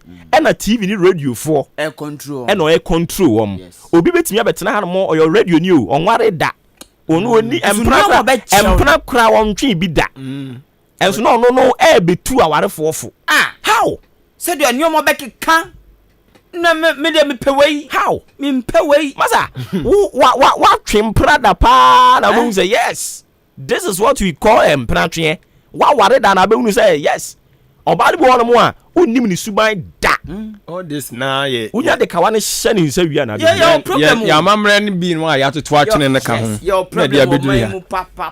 And the education in Shasi free fie. Your problem. You don't need the president to come and say ani ana debi. O ma me no so ti ho ye den. Advise your children. Say what kind of sound? Hwe akoy say COVID-19 ba ya yes e vaccine. Ama ko bi pe ejinja nipa pempem. Aden ya nanado awobi. Ente wo wa akọwe nanado ntire ma akọwe. Nya me but obi die bia nanado nti. No obi ona officer na nwa. O ma pani na nkasa kro wa. Ebe jinja nipa pempem and it's a fact. Oh okay. Enti mo de mo kana ma pay. Cause o fata wa nanado kro wo. Nanado kro wo jade na papa. Na me ba wo. Nia okoko wo ye wo bedwam no. Obeda hu se ampa ye duru no wo. E bia na ye nsuo. Obeda. Akra. Ye de atua say ya wo. Ye de awon de. Macha se nti se dia mo hwehwe nyina ne se. Me ba wo. Dia mo hwehwe nyina se na ado nkasen. Mempe. Yempe. Oka no keka. Yempe. Dede ni na to betwa. Mo amusisi billboard mo ye de munjai. Tiatia. Yate. O de on kan se ama ye o ka kura na ekoso aye nzu aye na fam. Ma breso de na enkoso de. Ni be office. Yo Ye esi billboard. Yate ye da se. Ene ye kodi electricity ho nkomo kakra ye ne ye hura. Mo kono no ho Matias ye mo kwa mo nkwa. Charles Ofori Jemfi. Ena oye policy lead energy transition ewo Africa Center for Energy Policy. Opani wote men kan FM suni mamu achi. Yeah. Umpo makode. Nyamedom. Nanse. Nyamedom yenso ye ho ye papa. Na eyi ehwehwemu bi abeda abonten na no pe pese di mu nkomo kakra. Se Ghana aba be di kan wo abibremu atoye anyinam nkane abo e dia ene se no man ye boye homoden pa o. That's it. I think ENRA and some years now about and global petroleum prices will come a website via Omopeke fuel prices and via electricity prices now on the atomic website. So, and I think people saw a story around that now. We'll check it out. I think the news that came out and said Ghana share about $0.0046, which is just about 4.6 cents on electricity. I think that was saying in Chechemukakra before anything I can say maybe first and I say anything.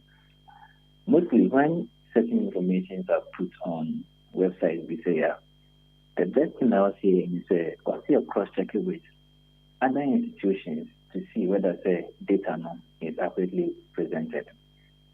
If you know, and electricity tariffs are the best institution are a bit more my accurate figures. PURC. Call PURC for national tariffs that is a chair as at January 2021. ABC CCMRA lifeline tariffs 32 pesos, 32.6 pesos per kilowatt hour.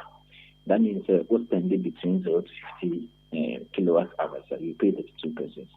We'll be able to charge some service charge the account and 213 cities, and that's 213 pesos. Sorry, that's like 213 pesos for the lifeline consumer.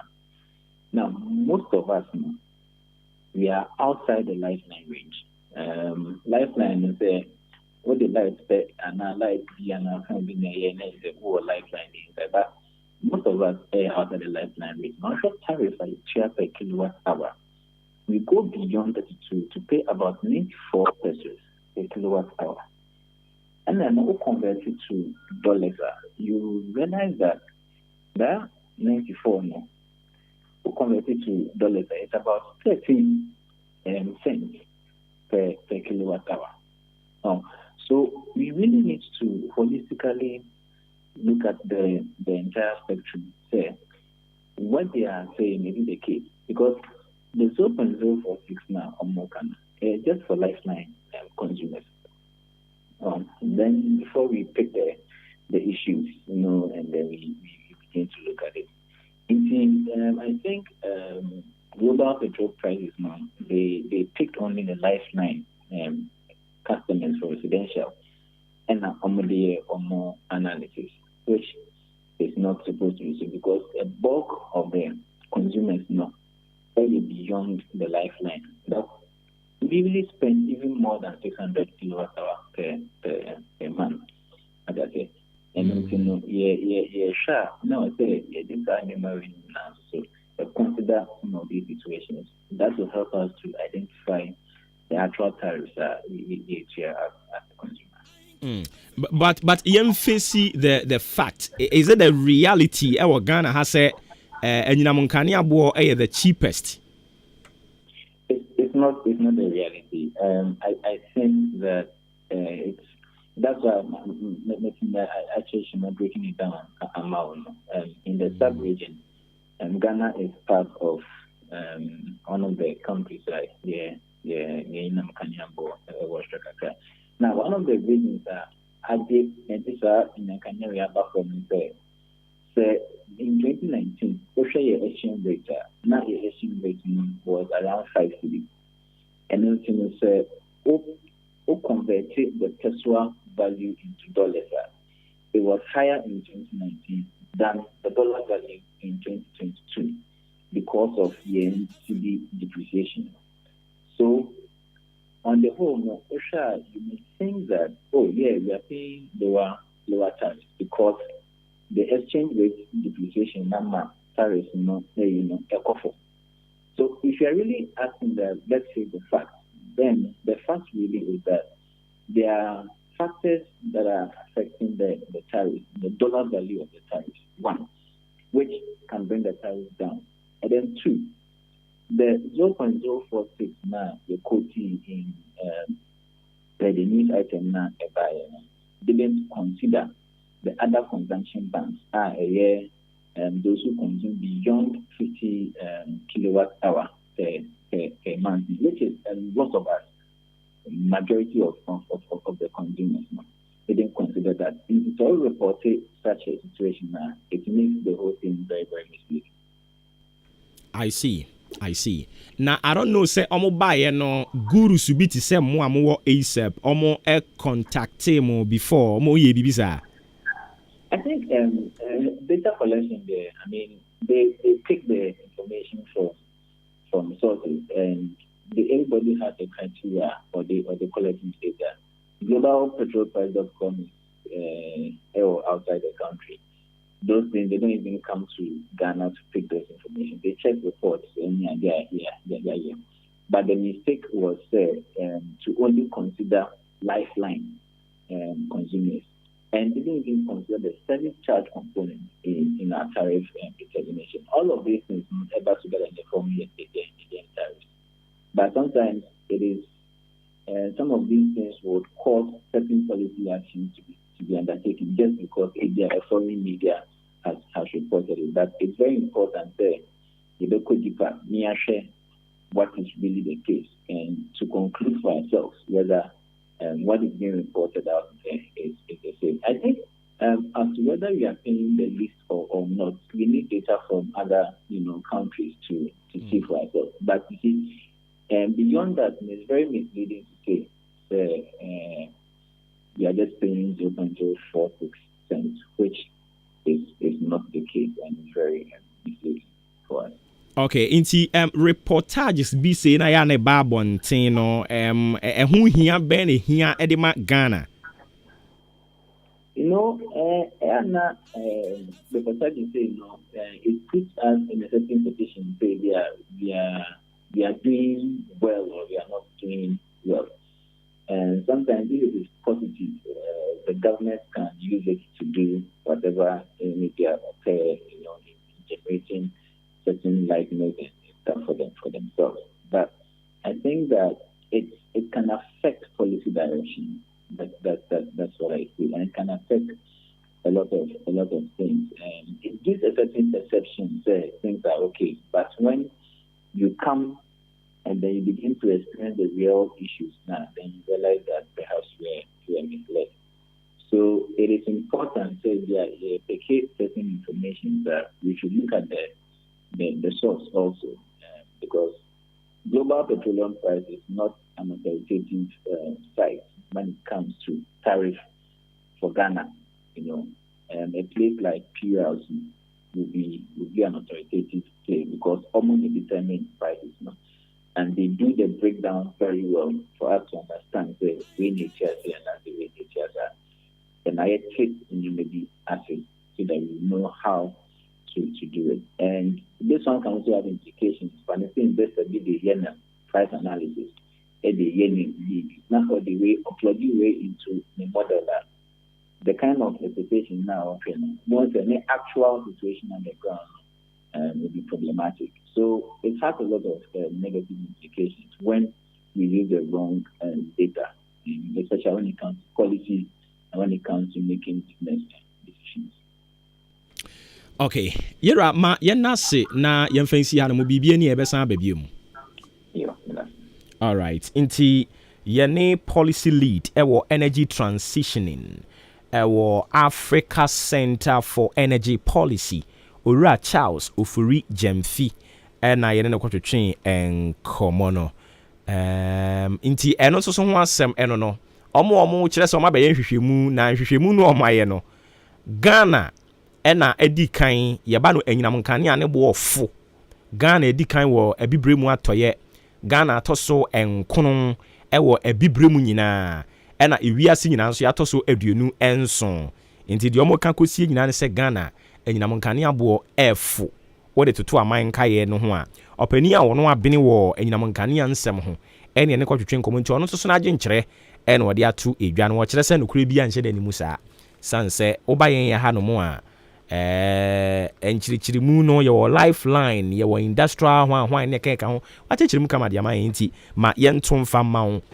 41 minutes after 8 live on Ahenkan 93.3 FM enti wadaroma onsu betumi de wadwen kyerɛ de aba e afa debate ya no pe ya so awofie ha enti on that same debate no na Gladys Ampabin de na adwen kyerɛ de aba na wo kyerɛ sɛ anopai discussions ayeye no ehu hia pa very very very very very important but ono de osusu se wo se o mampanyi e ba be kire yen ba bia wugina enu mu betimi atwa asem na wo amane a okọ ni obawu ni nyina achi badwo okay nti ono so na adwen kire no Gladys de no onso betimi do de aba we de ne de aba but unfortunately wan fa ne din anka ho ma men kan message no say sa child right ni human right no no na de sa de ye na egusu eka ho asemi de aba child right human right I know my right for no right ne de o kire se no na akofa how we nyina de aba na da ye behunu ye left no na kire se asem no enya agensem hadwin pa but anopay adinyo ebefara mami fa we emfa entwa so emamo ano herbal bitters ne capsules no se eboa wo eboa pa se kuku na etete wo sisi na ye wo ya oba okwa fichiri obi abete wo nka ana namu nyare wa ahodo obie wanum ato a wontumi enidi ana be ma adwapade na aka komu a anopai mekamfo ano herbal bitters ne capsules no na ede ama ano herbal bitters ne capsules ba abonten so yi na nsen wonte se nkrofo esusu dwatire bi ma dan ya yade bi edi nawu no an so de wani ba kire mo EK Asimim drugstore eno no achim odan Zango achim odan Old Town Zango ha ubehunu EK Asimim ewo ho okọ ba bibia yeton bibidura won sabe kan bi 0541 210 227 0541 210 227 eno ne number ofra onsa ebetumi aka ye ano heba ni agye wo so ne nkomo aka nyina no so yetumi edi yenko ahoma ne so na ye ne opani a ode afutu kwa ma agyanom se eya momfa akyede emamomma mamomfa mo yire no mo so ye ne opani kwatwetwe nkomo opani wotie nka anka na fam so ne ya mo akyen You so minia. Umpombo de. This Adwuma. Amoso e. Nyame ehu ye mobo. Nti ye mo nwura mu afutu yi. E de ye kokofa baaye. Say afutu the Father's Day. Oze. Yene janam de e ma no hu ye so faso. Ebi de so na me bi yi no e ma no hu say e nipa ye na mo mba wi ase. Omodwen say ebia o ma me no ehu akwan da ma omo. Na de me kan say eje bi amo na ho den say o ma do ba hu say ono na o hwa akra no. De di kan no en say akwani me bibi en fa hye ma me nsem fa hye akra no nsem ana say wa hoto ma akra no na o hu say ti papa e no. So this kan ma oba so fa nko oba na mo di on ka say papa e ma na mpo ka ko ba fa nim say ne ma me na bo ho mo den. Eti ka we ho mo den na ne a ye so amban ka no ma o mo say e he wo mo. En na say school PTA no mo ne school to some so they get tira. The man can who say empa if a power more time. E tell me so na ja o de ni kakra wa ho ja. Kitchen no e biane. Na oba no edidi no who say from baba kwa no. Se ma me ni wa. O ta hwe me. Am say ni na ya dia Ghana for me ma no e nim sa na ma ne ye. The to bi mu e ma na fa so e be de bia no me ma no e say e wa yo money ala say Yehudi for. Ba ko le say akano alabone na wa ba ma ti ano no na wa ma na ta o ba ba ma bu pa ye wa ha na me so ku e ku to o ti pere ko ni ne jane o bo ni so e Yehudi ni na e to ma na fo say e ma so won sa a se ba ko ya e tu o ba bi a ba bo ni a ba wa woni ko e mo ka ba do so o mo no o ba no so won sa na ze o ba no ntwen ko ka de no akoma enko de be su se ya pa Yehudi ni na papa enye ni pa o be ye e ti me ma no e be ti o se e me ko le mu se de o mo de mo le bo ne so ene ni ade a be tu ja se for the no ase e de be wo from na e ke ho na mo fa de mo se e se de o ma na se ene mo tira asumbi mu na ekobasa na unyi ni se ase mamefo no ne yani bere wo mo position e na afa de ye no mo eko competition yenso ye wura kitchen anu me ba wo yenso ye wura kitchen anu aduane ama wo mo ye we enye competition bi ne de ba Davi oze di ema papa fo no nya chance ni na aduane no a sikayi apode sikani wi a na we no akodwom na hoto adese hoto na ntigani hu faso pa ha wa jaso enkwani faso do le je enkwani hu faso ne dia this is my who are you do not no mo so is it me e I see entu de wafutu a wo de ma no o be cha de o ye ja na be cha de a wa fama wo ma no fa obi aso sa okay yate yeda se bebre eso da ma se pass my friend yo inti ye ne prophet oja nyame na e ko twetwe nkomo no futuo no de akwa ama ye nyina no awofo mema no kura titiriu muntie na monfa entu ana mo Unisem Cement Ghana so ton cement papa de amama de asi wodan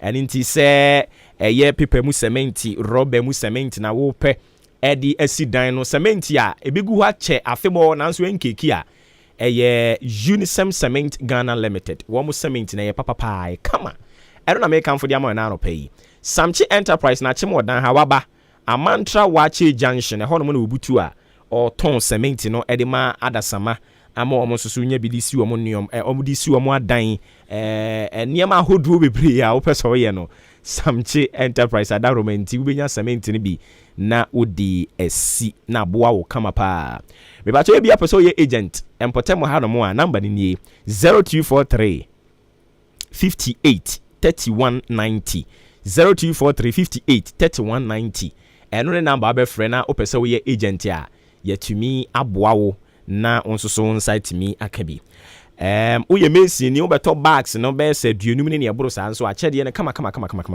ye de ebema wo Samchi Enterprise odi wo mo na wo de asem pa cho ba bia ye duro no ye betwie ho aba ye ba enkomo no ne aka ne doso Office of the Special Prosecutor omwenya board members na board members na ese omu declare omu asset anope ye bebo wram ne adimu enkomo enu achi nso so asan ka ensem no akese no a ye bebo wram na ye dimu enkomo Bremu Central Municipal Assembly nkomo beba san so na ene TVET hour no so e wo hono mo a ye ne nana owusu ebe san to aye nkomo boni so me pa cho twen ye ba ye de dia ka nyina ebe to aso ama. Ghana Ekuafue Adama West Africa emamo adwuma o Adama West Africa eye agrochemical company wo Israel na watena se ahwehwem ahunu se Ekuafue tom ne bia emfue timi gimafuo nyina e de boso ni titiru ene esre se esre na agi wafuo aboso dia ene na mekanfo agile e de ama wudua no bi te se enkruma tomatoes nyadoa watermelon meko ayoyo anafe abroba abra esre na fifi fofora eba no hwehwe agile na first spray esre so ansan wetu akwa akotim anasa wo de watimi mpo awie no na de agile spray esre ni nyina so hye no so mema esre ni nyi bebre ansana de agile akwa spray so de hia se wo behwe 10 tomatoes eketo ano no ahye ba akopɛ de agu kafukafu afidie yi mu na do ensuo 15 liters afra wo de spray pe wawie wadwuma se wo de agile spray wafu ase a emma enhyerani a wo no ban na agu no entingu eno achi no ekuefo omo nso dua bibi te se binsu enkate ana fe so ya binsu no omo nso hwehwe vezil ekunfue na se prekopɛ edi free sa no be yi ase de se wo ye nie unya hu se enfue na hyase e ba pe hwehwe vezil na first spray na se wo de spray so pe ubetu enfue na se nyina wo to vezil a betimi de spray wafu na se empre nwotwe eno kro ya nso spray 1.5 acres eya no afa 30 mils ana se obesusu atra ye dididie no miensa na wo de nsuo 15 liters afra benya bia to ewo agrochemical shop bia eben wo Ghana fa na nyina ana se wo befre 0544 325 030 ana 0270 575 030 Adama West Africa Ghana Ekuafo ye jimudi. Hello. Uofa, Mekot Health College a uma mi ko yenti. Enne, me ye medicine counter assistant. Meni GE. Ampo, se wo pese wo ye medicine counter assistant dia. Enne na Mekot Health College ana obekọ. Wo ye medicine counter assistant certificate program. Ye reschooling so ma wani a wawie MCA. Nanso oni pharmacy council certificate. Na dia ma wonda nso ne se. Pharmacy council Ghana agye woni atum. Na ye ma free IT training so eka ho. Admission gusu a ekoso. Ansenka forms ye were 2 campuses Aguna Swedro ye were da kwan so Kaswan so ye were Congo Villa e were New Market Bodua se kwan so Ubenya forms ni bi e were campus mienu yi nyina anase Mekot pharmacy shops ahodo e were Ghana fanan ba bia ni ye 2 campuses ni nyina nso e were hostel wo ho enti uni ha ukra na se wo pe enrupa nso dia ene na ko Mekot pharmacy e ho na ubenya nupa Ghana ene amono ne de frɛ 0592 522 111 Ana 0244 640975 Mekot Health College you say health knowledge is life's wealth.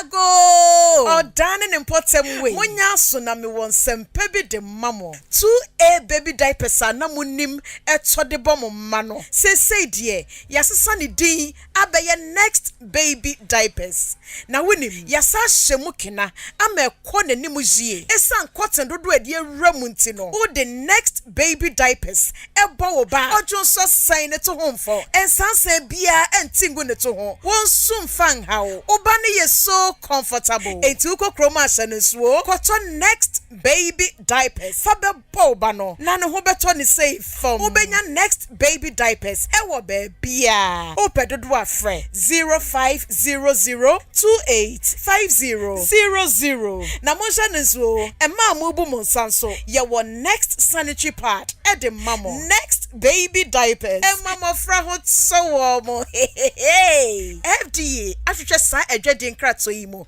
agye atomu se eje Amafo mi chiechia na mi busa se wo pe fridge deep freezers ana ayonwa ehe na benya bie ODI electronics mo oyiwa na mom no so bi se ope microwave ope blenders ope gas cooker ehe ana no so wonkro ODI electronics edem obi hia kettle TV ana se rice cooker misro ehe ni wonko ODI electronics edem yopo afei so obi pe washing machine ana bread toaster any mobile phone ne ho akade nso a ehe ni obi benye bie ODI Electronics oyiwa asempetia se wo panyoma ebubo so bie nyina to ane bo da form na mu akwanya na twene kakakra na fa wa de a ye delivery e de ko ba bia eye ODI Electronics ebusu say tam enyoma papa bia wo pe say ye TV rice cooker washing machine bread toaster deep freezers freezer anase iron fridge microwave anase bibiti se kettle and a gas cooker ni nyina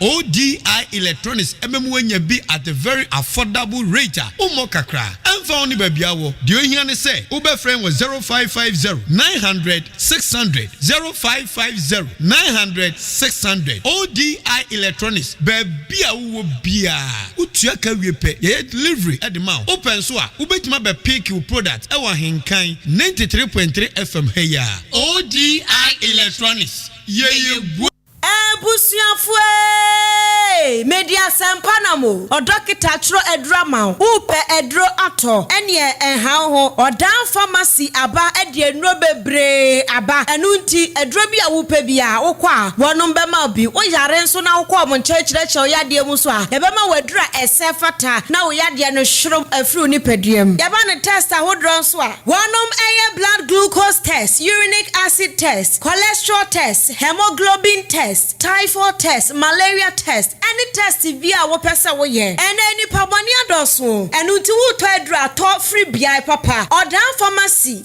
council for agyen atum say yenton enru papa enfama afes open doso pom so atua oba odan pharmacy a ubenya enro bia wo pa bia ato tie mamenka nkyerwe obeto edro so a ye beche wade free adwuma ya fonso animu tepa enunti fawani echremu ewo achem odan Nanes Palace opposite Duke's filling station abansro ne soro ha ena obehu odan pharmacy freyen 0552 092 150 Hey Akwasi hwade ye ujafo ena ne car engine ewuo ya esi wodro so fitting shop wo no ah bra enyo ne kamfu si horse engine oil man no oge ene ne kyerɛ onu a piesie bra me na masam ne o akrabato yakasa se seahorse engine oil no ene wo special additive a ehuru engine mu e ma ne che me dwun ho won tia na via da kra ene me ne e ka ba fie na me fa the whole world open quality engine oil seahorse ene wo so say private cars taxis commercial and heavy duty trucks enu ti no me kanfo seahorse 15W40 and 20W50 ama drivers ene ka wona fo nyina afa motorbike aboboya ena pragiafo no mumu de mu hia eye seahorse special 40 enu ena riders any mechanics e wo se mo use you unua no kure wo mni say seahorse product ena ye papa ani bonso e wo form semi frimu fia e free na kro seahorse engine oil nkoa na begu me car engine mu ene for seahorse for 0244 577 559 and 0240 800 007 seahorse products enua adwumayfo me mamo ayiko ya ye na former way master me wa ha na nanu cement me kotoma mo se mo fanya adwuma no sai na former uhu cement no oh master wunim ade papa that's right unisam cement okofa ba ye no se wo total so se wo ba price no se wo twa blocks so se wo to blocks so ama ye adwuma ye mbre unisam cement that's dramatic so we mason we labourer we foreman na so pesa wo adwuma ye fa ya kono na gina painting dia that is the product unisam cement ye obotom na paper mu die na so bi pe cement papa say ya ehemfa no benya biato so wo pe unisam cement biato e wa chim dan ni mpatam ha wo be ko some cheese enterprise ye wo amantra ye ne Duke's filling station na di ehwani mu fly 0243 583 190 and 0540 659 865 so we amazing and now foreman na udi enipa beto cement babru 50 bags so a ye chewade free some cheese enterprise and di aba achim dan amantra ye ne Duke's filling station edi ehwani mu Ghana adisiye Obuoba ofore amanfo emamo ache edeba Ahenkan 93.3 FM. Me patrol ya da CB 58 minutes after 8 still live on Ahenkan 93.3 FM.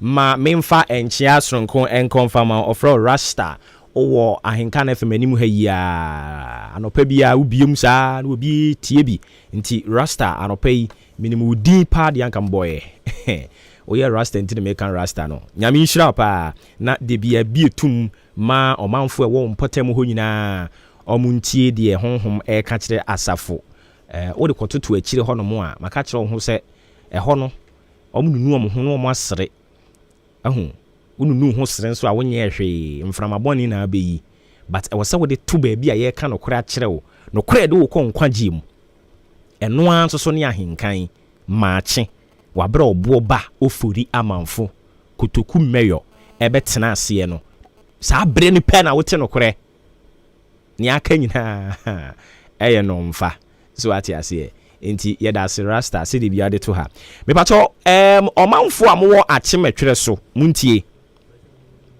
ufiri akyem atwerɛ so a wo nso so tie bi ma me atwerɛ so project committee any plot allocation committee ɛsɛ me nka asɛm nkyerɛ wa no pɛ yi atwerɛ so any atwerɛ so manhene ɔmo wɔ asɛm ka kyerɛ mu anɔpɛ yi na mamini kan kɔ ahoma no so mmra nsa na yɛatoa ɛso mene court correspondent edema Metro TV Elvis Ando twetwe nkɔmɔ pani Adwuma kɔdeɛ nyame adom bibia bɔkɔ na wo nso nyame adom yɛn nso yɛ ho yɛ papaapa nti wadaroma enra Office of the Special Prosecutor ɔmanya new board wobɛtumi ama yɛn nea yɛkɔ so hɔ kakra.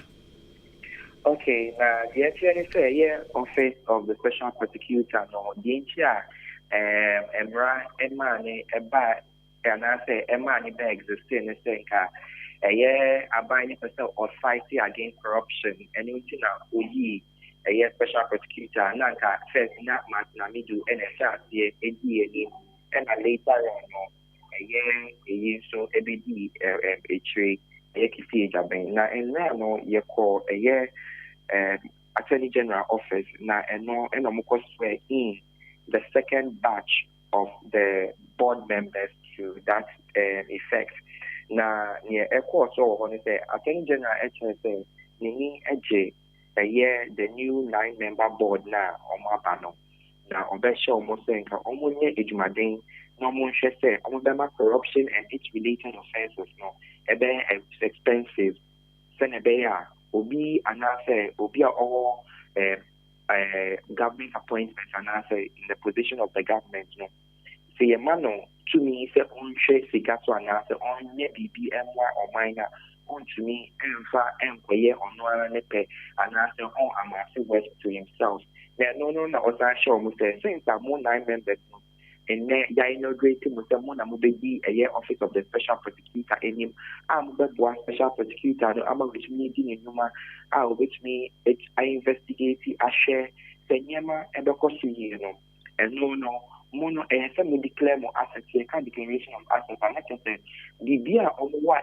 omwa omutika na say omodembo a omudinya ye no e wo say omuyi say me wo efie wa ha me wo ka miensa na eyemia na medi misika to yenye aban na de maame me san wo say ni say say omo ko declare omo asset na omo declare omo asset ewie so a na e wo say omo ehwe say bia no omo bedi omo nyuma wo ni eyi no ma monitor activities of anything that marks corruption because mark corruption na bibia ketasi share anase proye ewuma anase obi ene ye anase obi enkita mudi bia omosha trese odi boni anase odi oye ketasi share anase proye munye mebino omudeba special prosecutor ho na ya investigation ama yechimi ache ni panama anase yache enjo asa anwemo edina kokot na eno so epa ho a eyesika ene ede yesa anyema yina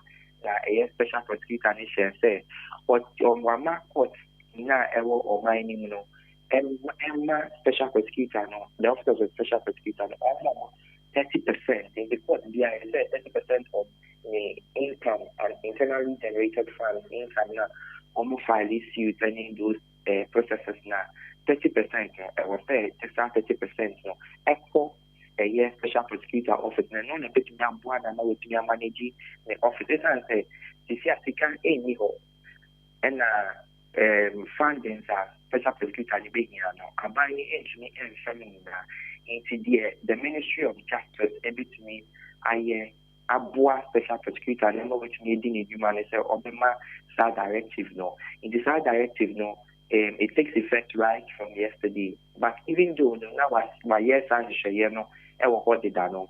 So na court di sa share no so na say umunyi so no eno dey into me but see no was that shebukina so na court ebidi so na activating aboa special prosecutor which made the afande the investigations and the processes of course why they try say the special prosecutor the sika did not go is sika or the pay the workers and sika ka create or the best of papers and in yema into no and I was say or share na ochini boa and I was share 30% no ebe to me akọ omo eho na say emre wo make me abubo omo a omunya appointment to the board as members of the Special Prosecutor's Office. Inti a special prosecutor Kasangasa no board, the deputy Cynthia Jane and Lamte, and then the second person, and you a rep from the audit service. I have Mr. Lawrence Indago Ayagiba, and I have a rep from the Ghana Police Service, on only a DCOP when Wilfred Boahim Frimpong. And a senior representative from Iyoko, or only a Madame Abba Jacqueline Opoku, and a senior representative from FIC, and only a Mr. Kofi Buedi Boache, and a representative from Shraj, or also a Steven Azantilao, and a senior rep from National Security, or no engineer and it said, oh, did you maybe Ebeboa or mine because of national security in themselves? You know, engineer and best way in on only a COP George to for on a retired and last person here anti-corruption civil society member, Linda Ofori Kwafo, on and the last person. In general, the and Attorney General as well was in. But 90% is not make sure the engineer mind. Yeah, also Attorney General office and I'm so far. Okay, so before no babe koso na judges for almost so akom ho abomu kire say S Gracia yenye na omo de ye back pay meaning say eno so wo ho we bi a o de report be man ya. Okay, near tell say yeah judges for any magistrate for more on my name no omo be go share a year of Mokita Modi Expo. Now, 10 years in journalists for now, a year a year TG, the something of some war now. Beto, American, as Bishop, Semi, Empire, Emma, Omobeka, judges for so a J 4 years as Bishop. Now, and then judges for 4 years, and young captain also say as Bishop. Now, yeah, a woman and you say, no, before Omobeja salary increase, no. I say a ethical committee. Na committee ni share juma. It's based on recommendation no any year salary increase and I say ye more musica. If you move out chair say kind ni as Bishop Bibiano juma dino juma ni 14 sene etiena na as Bishop and Sembia anymore. Interno no chair say near air coso yes here say a judges any magistrate for no omunya as special allowances any other allowances no enyampa. Now the only thing no omumunya yes we adwumane na say eko ehim kakra aban no ebo mobile is an say adwuma no any eyan kakra and at least incentives like car Benukran Ufi Ejumemwa, the strategy influence them. Interna, and yeah, Justice Henry Kofi, and the Echuja and a press conference organized the year to debunk claims a judge the magistrate for more for mining no Omoje a year as Gracia. Okay, yeah, that's the baby any best baby Elvis.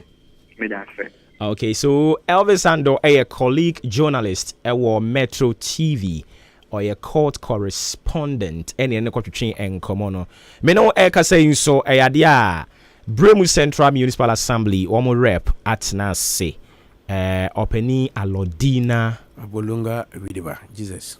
I see enti mami nkrevi wo indulgence na menye we ansa na masan ba wo no mo ebiom nti we from a treso project committee and a plot allocation committee almost some ba town hall meeting kese pa na opani a wono na town hall meeting kese ebekoso wahyeha esi ne sre so eye dasebre ofosu kwabi aye bi ahwe ono na ye etwere so man hene etwere so hene sanso so na osan ye odon man hene no so ewo ha eno no ise wo say ye odo wa na say den dawo odawo Kobi case ye kan odawo mi said ya o ma twere ade ne mi hunu ono no se dawo enti na na mo be fo obi adedua ye Kobi ke said o ka kire me no ye said ye watwere ni otwere ti an ye o kan so ti enti o se dawo odawo odawo ma hene ena ototo di asre achim etwere sofo mo amotinkran Kumase tema Ashaiman Dodowa Kumase Sekendi Takrade Sunyan Tamale Odan Aplao Obuase Berekum Mankesim Adiemra ene Ghana nutuni nataso babia ose yen kan kire mo se Nyankopon yadom a kwasia da edi anim ya ena town hall meeting no ebekoso ewo odawo nim ako palace mahu se nkrofo efrefre mo peso mo correct no no mo be correct munya botre Kobi kensa no ena mesumi gusu am de pre no o se edawo nim ako palace achemetwere so ena meeting ebekoso nti etwere so ehene dasebre ofusu kwabi aye bi ahwe ena saa meeting yi o hwese obi toto nioma ama ne manyina atimi akoso kama ma mo pese mo ye corrections mu nya botre ebre no so bi ma mo kwa ma be corrections no ye da se bibre Ahenkan tifo o ma bene keke me pa cho ebia na o ye company o pe ba bia bo wo niema ho dewura ya haya unza ha ye kekeke no nkrofo efra be correct ho no wa announce number na announce obi amfre no because nya de pa bia no mo ye ne ho number ni efre 0244 290093 0244290093 marketing department omo na wo bebo nkomo kama ama ade na wo bebo hu dawro no yatimia ya ama wa mana ye kama pa Jesus Aludina Abolunga Awidiba oh na de ya sure say honhoma kan say de wo bo medin de Abu boko binia ye de radiasi na assembly honso bibia boko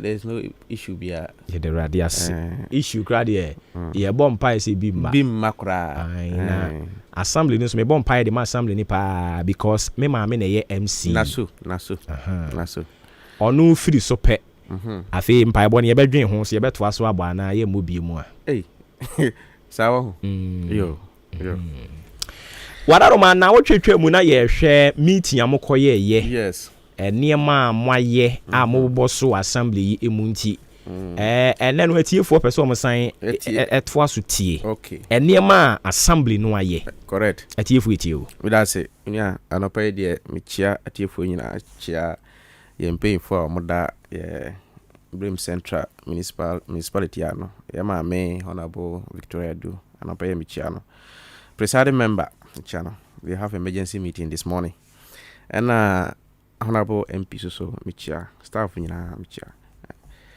before me quiet also so there's some small announcement to be just me na in order not to create problem be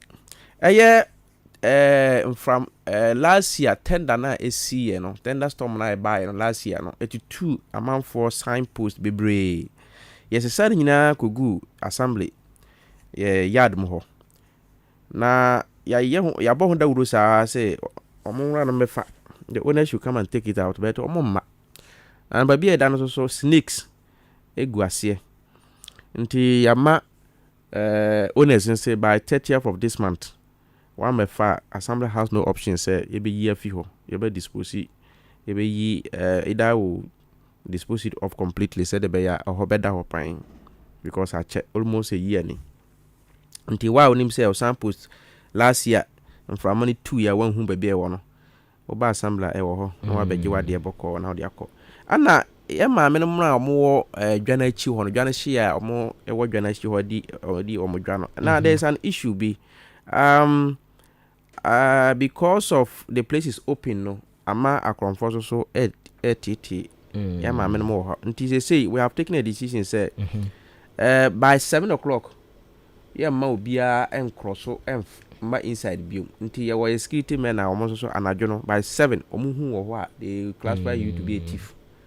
Because we say, I quite say, around that perimeter, just inner perimeter. Yes, within that inner perimeter. Because outside the perimeter, there are only case. Oh, okay. But about 7. That's still like who's only within that perimeter. Who saw your crown for? Because by 7 na ebia na eyedwadinina na nam ho abede ya ka kire so say by 7 no I just say obi afi ho. Oh, okay.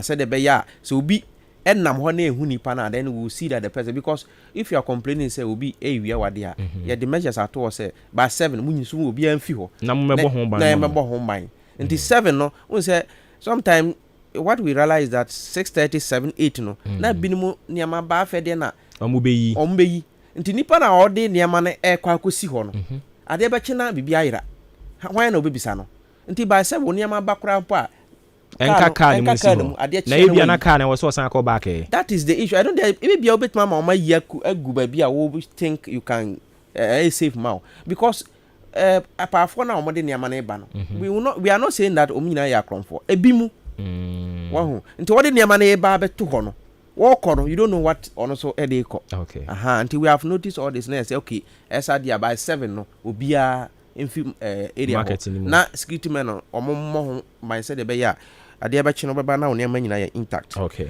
Ana stores na ahye abrosan no ase ho no, some are using it. Ye bo honda ro say every this time echo we will give a specific data obia stores nyina omontum na they should leave from there. We don't the store belongs to the assembly. As last year, ABC this year, we have not renewed anybody tenancy agreement. The store no yem farm your main station still I be market na abrosan no the janahye no. Some people are still using the ground meanwhile me sa wo gina ho na nsuo to a otumi hu say eso yes and na ten class start very dangerous. Not move for Conco market.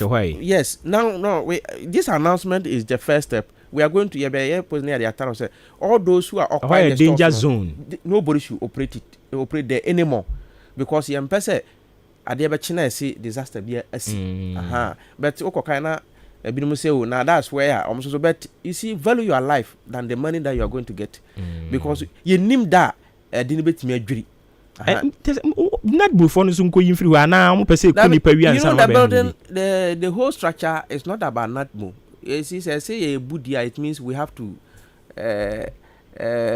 you said the bulldozer. But so we must invest. I see invest in if you we are only if you ko ni pa wi ansa na we invest. That is what we are now planning to do. So before you do that, you have to give notice for the people to vacate before why is that no. Because also mo buy na me ntimi mfa questions in ntetare mo, because mo dia mo ya ho no mo adwumayefo keke, but policy makers na wo ho no nka bi nya bi ha no mo a enti wo dia wada ro ma ye nto aso. Okay, me that's it. Ana okay, ye wie ho so a ya night collection ne weekend collection so and also course ana assembly ya started prosecution. When it's last about have a boy by laws from near my womb, what you do, what you shouldn't do. They say the prosecutor has started. If you are seeing Crawford, was it Monday or the Bidmo Coy last week or the Bidmo Coy? Sanitary offenders and stray animals. Omujam one and woman. Yes, Ojam one and now it's Mitchum one about Yard Munquan. It means law no what between. No, your down quan I say within the municipality. The bylaw is within our municipality. Enti abuabu hakra mu nsa ponchi bi ne nam ha mo be kire no. Yes, o kina ebia nya na ebetima be kire no. Ebia wo na say awo bia ponchi abese na otumi kina. Now they are okay, now we have abuabu zonal council. Okay. You give it to the zonal council, the committee. Nti omo office wen. Unless the honorable Amukachi. Me ka omo office o man ka say hwan na ye pani o. Omo office. Actually I don't know. I don't know. So one a form or more. Okay. They decide on where to meet. Oh, okay. Okay. Tell you me okay. Because upon Chibi, I walk on. Yeah. Or see Ahenkan no be. Wa huni fie bi. Debi. Ahaya na obewo. Ai. Oh, okay. What ahaya na obewo. Nti kwala no kura amponche kwala ne from Abozigi junior ne Abozigi senior. Wallahi. Mama omu di da. Ayo, yo. Nti the honorable member o ha no yesre say aponche anase enwan anase stray animals bi akose wade a the best thing say nku aboa no de chi aboa no na fa kozona cancer anase fa bra municipal assembly ho then we will take action on that one. Until that is the few announcement on that. Yes, last general assembly meeting yabobo ne amaso bebre MC eri sa mo say ko emergency one so yeah we dey emergency I don't hear now another ben yeah. Oh, okay. I don't know, just to take a decision on a specific item. Oh, I see.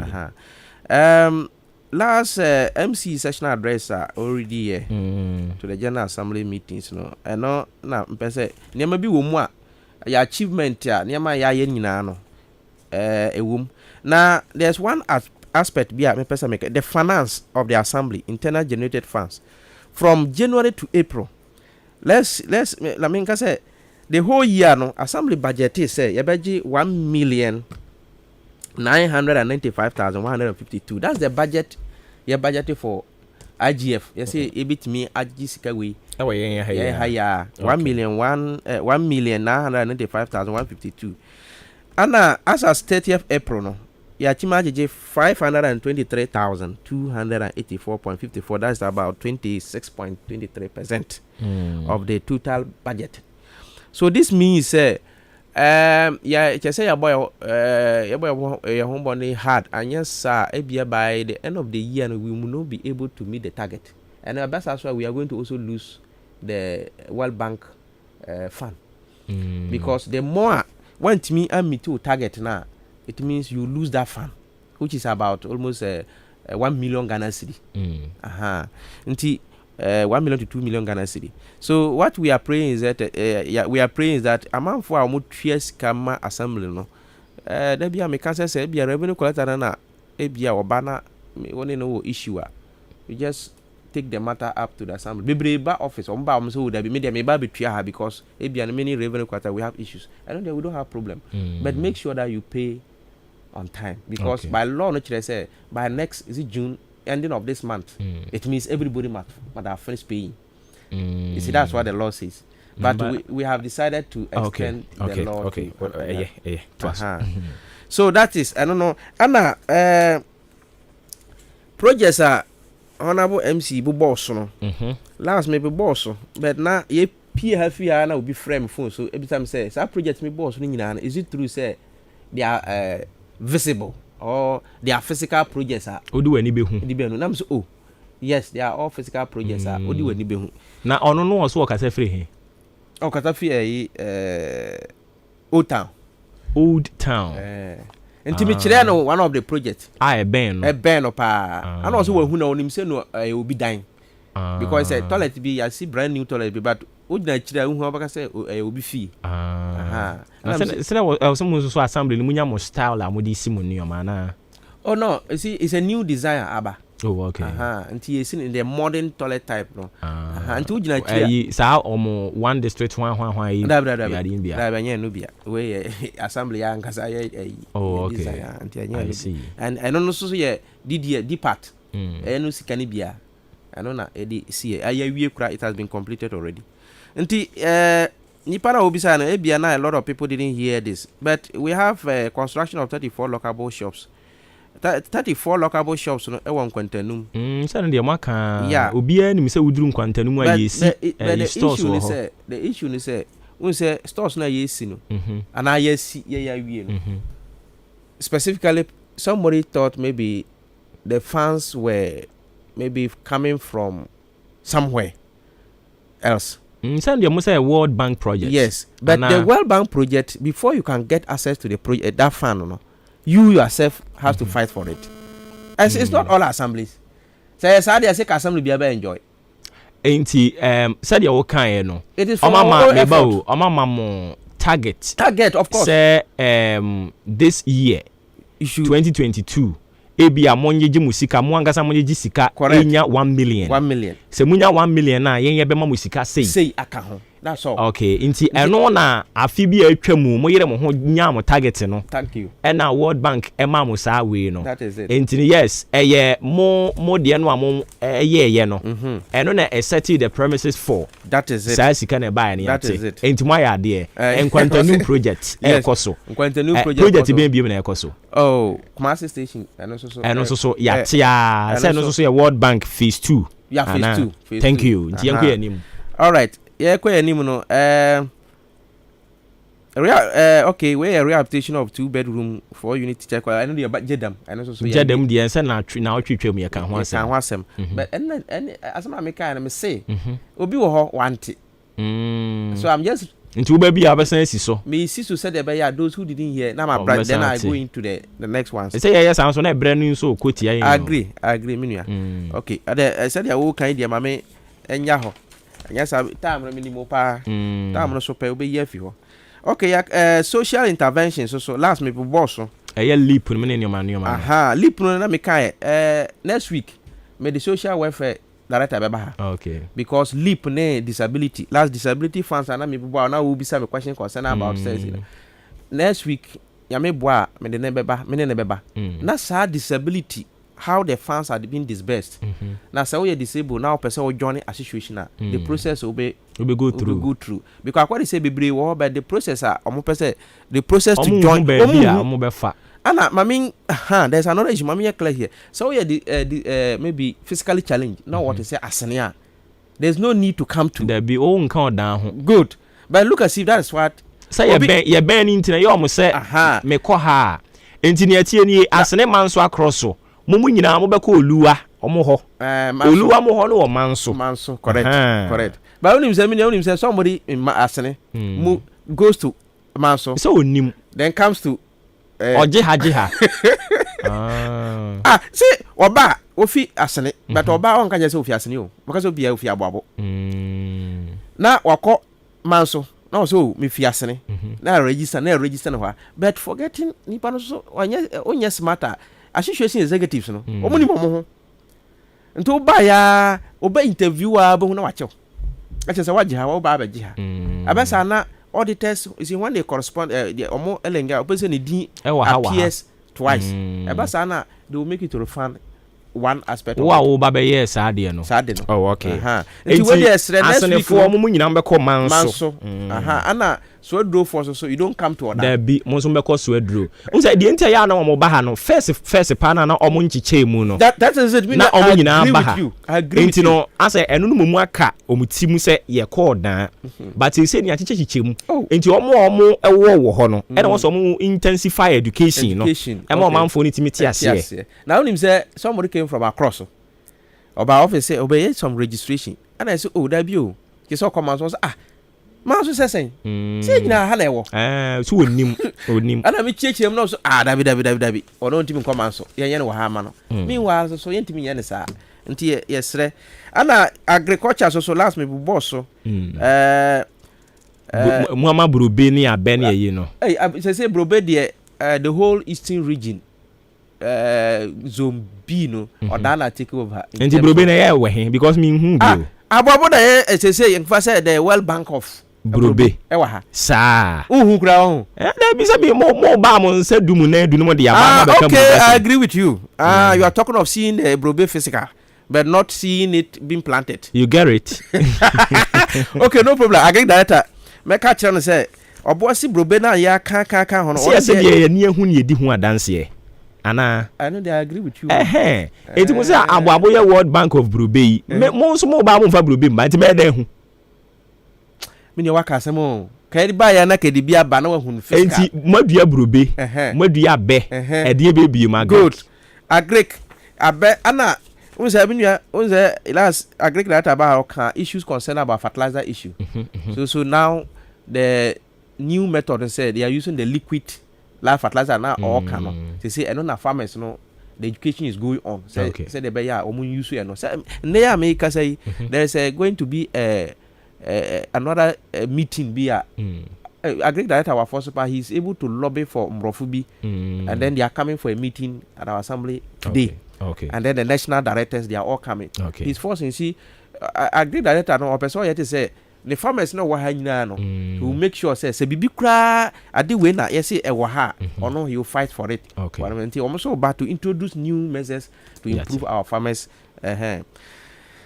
If you are sa lead obi baka say hey na lead I know there if I want to explain much on these things meaning obaka say I should give details and the details no so mean to me farm house say because Mr.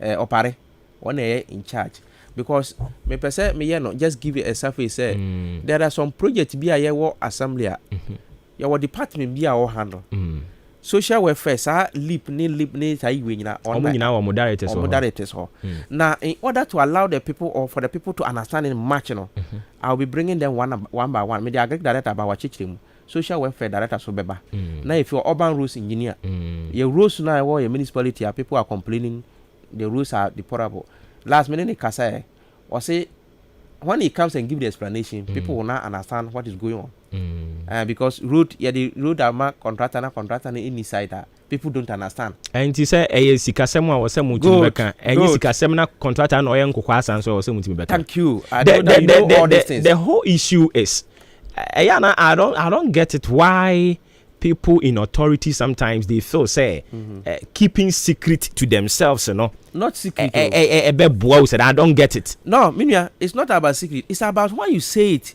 people don't believe it. No, people don't believe what you're saying. All other roads, including Abu has been awarded already. But you will not see the contractor on site. So if you say the contractor is not on site because on your car, people don't understand. People attribute no. People why don't is it understand so that other places the contractors are working? No, but so here, no. The onus lies on you to come to the people, explain in a plain language for them to understand. Yes, Minya. And this is not the first time. I remember I was here and I said it. I need to resort to say Africa the yen kasakura omunye. No, not that I said, but the more you talk, somebody will not understand. The person will think, say, see, me question is, say, how can I sit here deliberately to say that I didn't need I'm say I didn't need. As the people are talking and you are in charge, you should be able to come and explain everything to them. Minya, that is why this platform has been given. We are able to educate the public about activities ongoing and uncompleted, completed projects. We have to let the public know. And let me say that Ahenkan, since we started coming here, educating the people about even the revenue, mobilization. The usage in it has helped because be last I remember he on Friday was say I fed na or more it means at first they went dark, but opportunity has come. We have to let them know that this is what is going on. Rose Asema I went to one of your sister station and I explained to them that this is the issue. Somebody called and said, why should I say there's no money? You see, I quite said, people see that you have money, but say nipo wan kasa wonim se woni bi nti say me ba o say ma me 1000 wo so woni bi but me ko wia I will say one person the man because you have it. Meanwhile you don't have it. I'm saying that I have no money, I have not me san can that's why I have not on site. What see that be you don't understand why me kasa asem no. Into the issue is sika ni ho fine and I make I say momo no buy na yintimi mpem mo questions fancy yes and na me say the officer who is in charge no you bring them that is it opim no ko do ba bi na e bia and also so etwako na there's another person so then it continues like that. But let me say that chief executive MP and the assembly itself no, they are fighting hard, say whatever is needed to improve our municipality is done. The MP is running up and down to make sure things are done. So talking about MP no, manyane tie say oko jademu telephone bi wa be si wo ho no mo network ya be boa ma manfo a call ye na asa ye bibia wo ho no o ma be si bi wo ho no mo a o mo hwesi sem ne ada we so mo de bi be ko ho no mo enti thumbs up to honorable MP. Yeah, I remember I don't cry. That's last week or so. And a presiding member was meeting say one will be Eddie Nkomo. So they have started Omukre AC. You see, that is some of the things. Who said no, these people need this. Let me fight for it. So nobody is sitting there to say that I will not do anything. No, what we are saying, we are not saying that you are not doing anything. But say you are not doing anything. Now who come on to me be meaning you are not doing good service to ourselves. No, I see. I am not saying that. This is a specific matter I'm talking about. You see, when the thing delays, the explanation goes. They will still tell you that you keep on telling us that this, and the matter is still lying there. So keep telling them.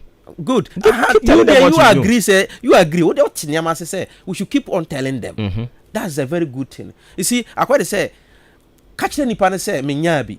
Adechi obi so catch say still minyanya.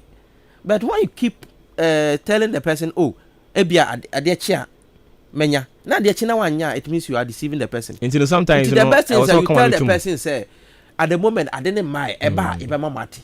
They will let you know that adenaba. So what is going on is that the contractor wish like he's on site to complete the project, but it's like about funds. So let's pray that maybe within the shortest possible time you get funds and come back to site. But say you assemblies being so they've been able to mobilize money. Internally no, the rules in inner city rules ni biyama contract. That is reshaping.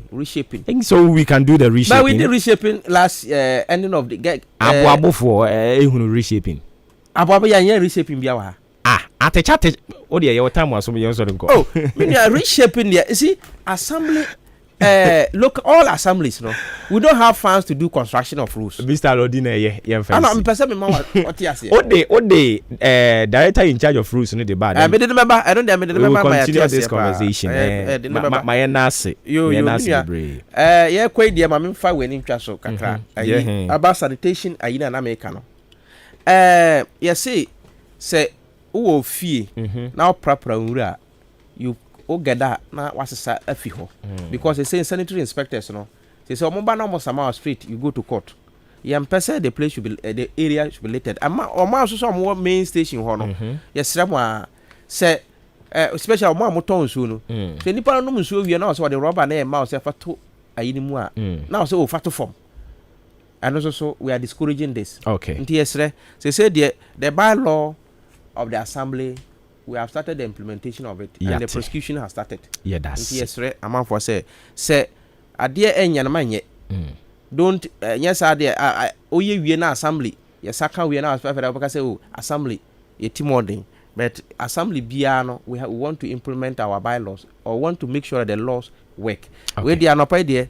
Me that for say I wish like maybe you open the live for some 5 minutes. Me buy no time no. Why we me time na kakra o. Obra so atwam kra. Nyankopon ya adom next week. E be line no. Na etie for. Obo me no so yente boni o. Na say dey ka me no dey one. Me say nyame ya adom next week e be line. Bro be o.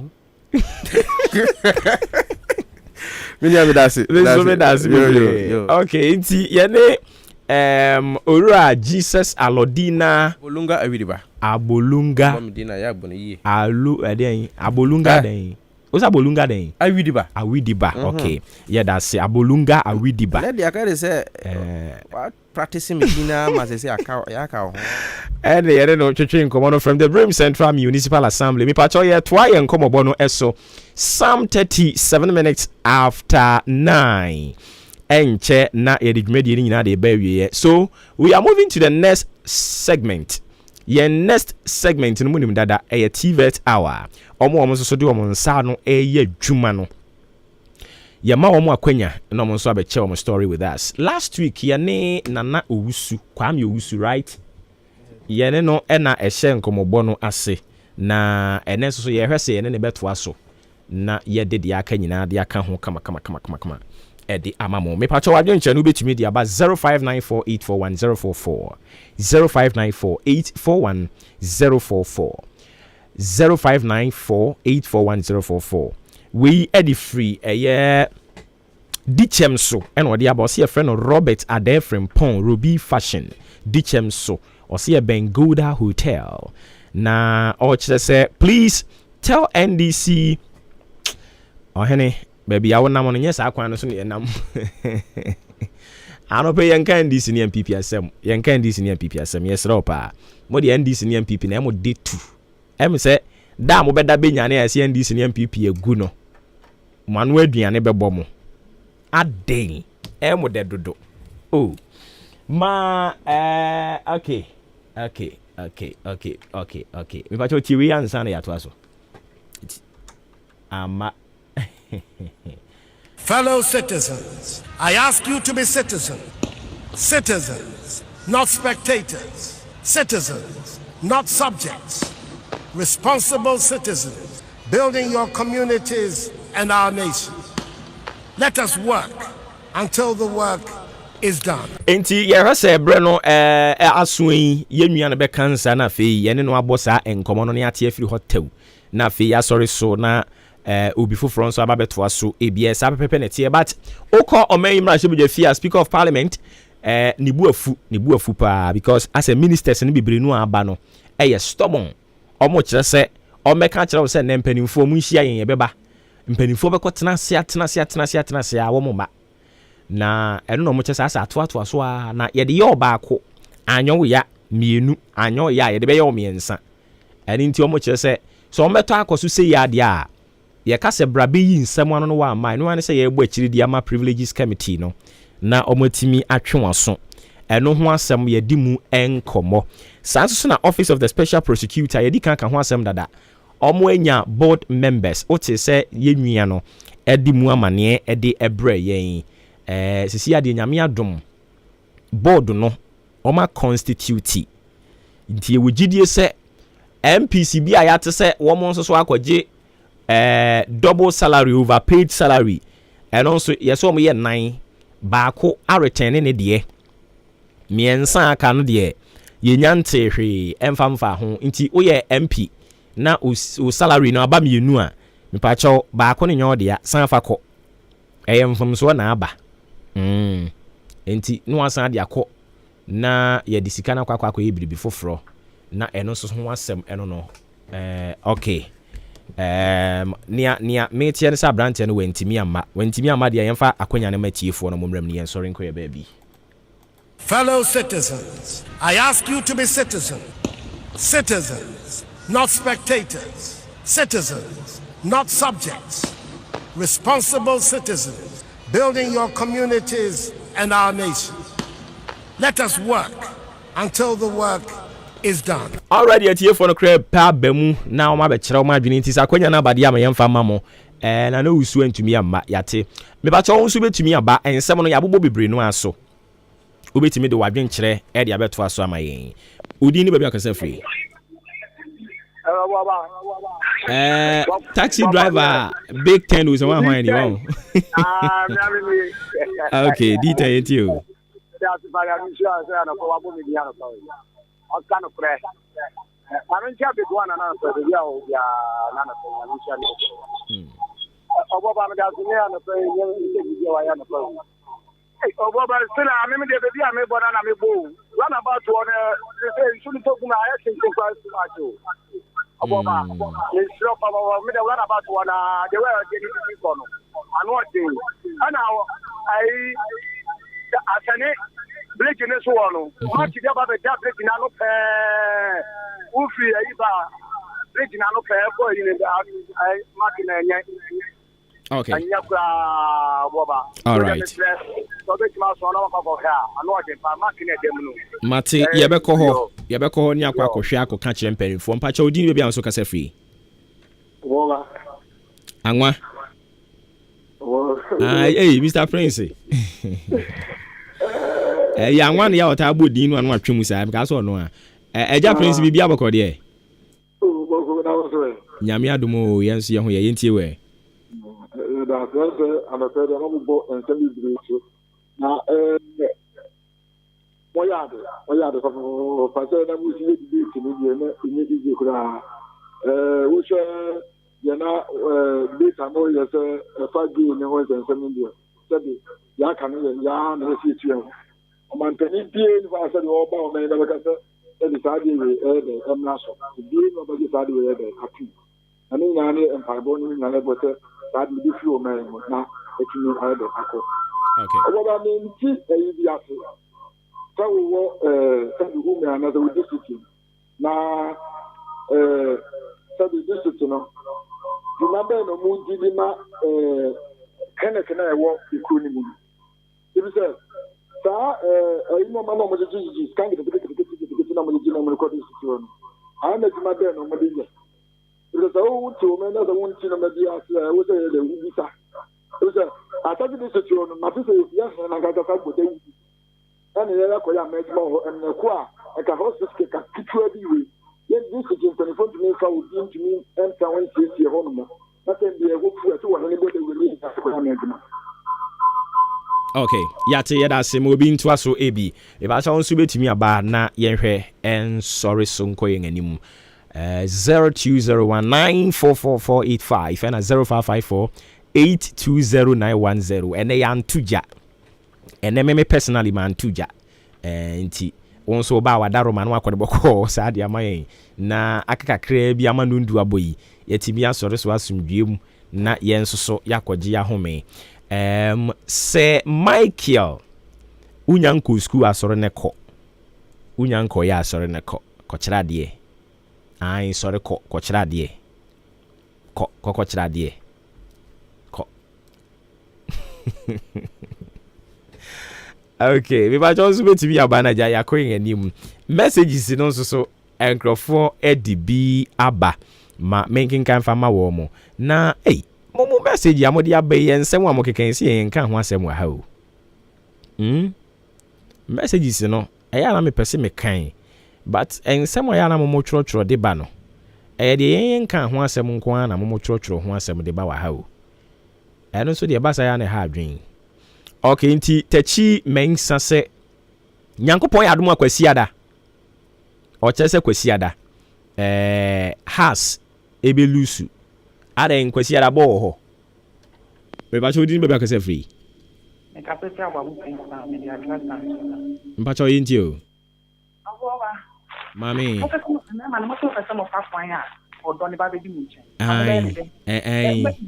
mo sisi ya che enye pika de kuta mo nto mo de ba kwala wo hwe kwan ya oba fa tu mu nse mo so me nkunu na wo eto ho na bodo ma ne flag wo da ma me na so na so ni nufu a hwe kwa o fa so o hwe ma me ani na me ntare na ma me ne ho e me ma yi so munya no bi anya sa de odo ne jesu me di mo woda e ka wo sika do ye kuta kwala no se ye be no aduane ama o adi nyina me si obo ba yi so munya nufu ni bi sensem ho ye be na mo so mo na fa so na mo de akola nufu ne so akola na nu akola ni hwemo ani se ne ma mo ye ye no na odo le be sa be di ye de feeding bottle no ye de nufu nsuo ni bi mu nufu nsuo ne de be gum na ye de atare ye bo ne ye de ama wo mo de ku fide botu mo fa ne to wona aso na te no ko ni so kola na nu na kola ni se wani mo ya na sai na don de mo amo dia yo ya te na ne so pa dia esi mo ho da ya dia mo ne nyame nya dwuma nyame enka so ho edio but me ma de ya fa ye ho adwen so obi ama me atunifo obi ama me atunifo me ma no so ye so ye ma me no atuyefo enti se mo ma me atumfo a ye so ye ma me atuyefo nti ye nyina ye de ye ho bagim sa pepepe ne tie ye ba ne nkwala na mo mo ye so ye mo na mo de wo ma ye so ye beka ma ni bi ai ma mo ma ye mu ho aye hi na ayi nyame yadoma Sunday ball ho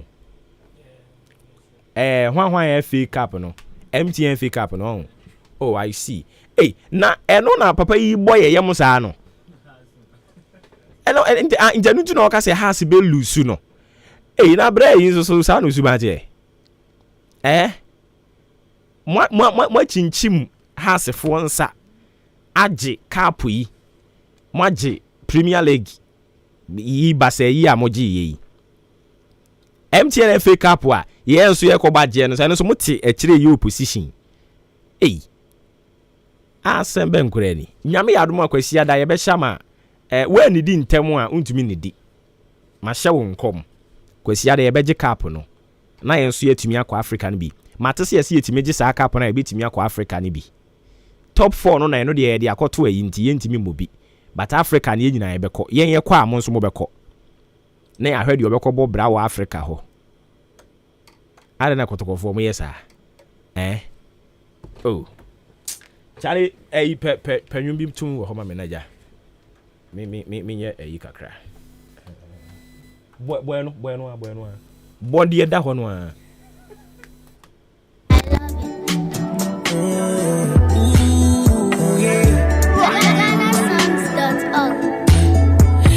looking at me, please don't stop. I made the one that you need ASAP. I'ma give you all you need, full stop. All you haters are making rap.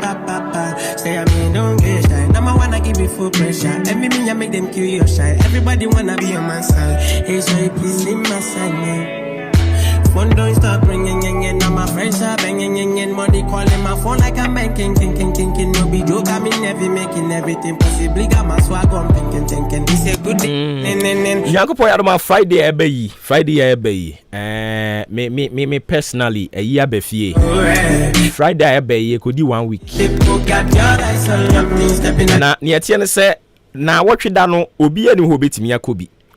Ai. Mo amutie me no wo bekokora me ma wo nko. Me na nada form. Na watwe awieye but ye bedi 1 week ne Friday. Friday no opewu mpo me se wontumi nko. Enti mu nyina mo fanye momo. So what I say? Mo fanye momo. Me na na wu. Ere me se emabi faye momo.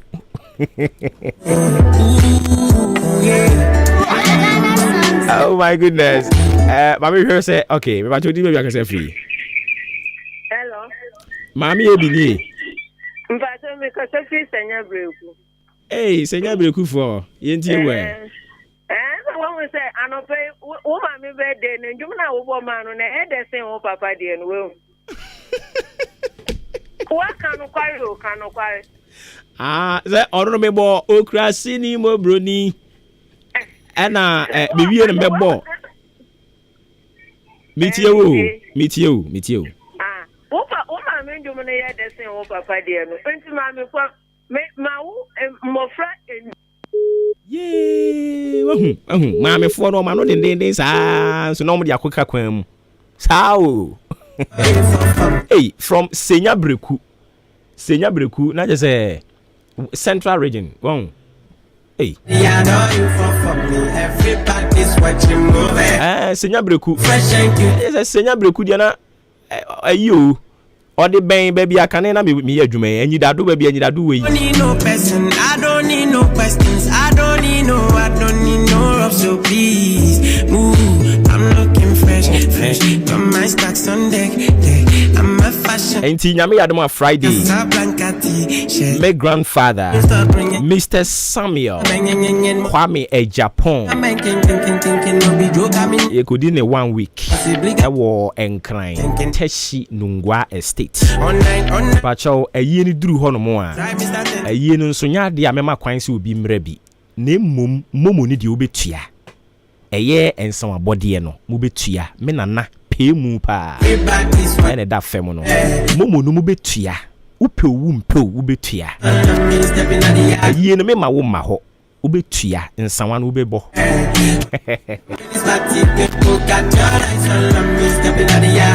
Hey, Adio. Everybody's watching. I love it. Ooh, yeah. When you looking at me, please don't stop. I made the one that you need ASAP. I'ma give you all you need, full stop. All you haters are making rap. Say I mean, don't get shy. Now I wanna give you full pressure. And me, I make them kill. There be more and more friendly and full be me pacho. Ye tie nyumpa. Ene ukriada. Yintie nyumpa ni mfa sorry so. Now my friends are banging money calling my phone like I'm. Inti me pacho me mfa. Mo am friend ye mfa. Ene ukriada midweek. I was say it me ma release some stress. A very worrying picture be any story be a my receive no. My mani amfa we ntwamu a e be say me day ni nyina. Inti mama yintie enwomo no. Why? I made the one that you need ASAP. I'ma give you all you need, full stop. All you haters are making rap.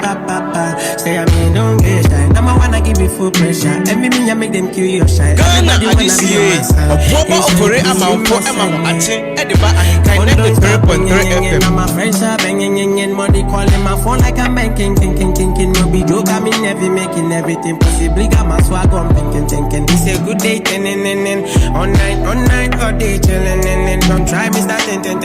It's a Friday night, yeah. When we drop in this party, people got your eyes on me. Stepping out the yard, you fall for me. Everybody's watching movie, looking fresh and cutie. People got your eyes on me. Stepping out the yard, you fall for me. It's a Friday night, yeah. When we drop in this party, people got your eyes on me. Stepping out the yard, you fall watch you moving. Looking fresh and cutie, people got your eyes all on me. Stepping out the yard, oh, you fall for me. Yeah, yeah. Show my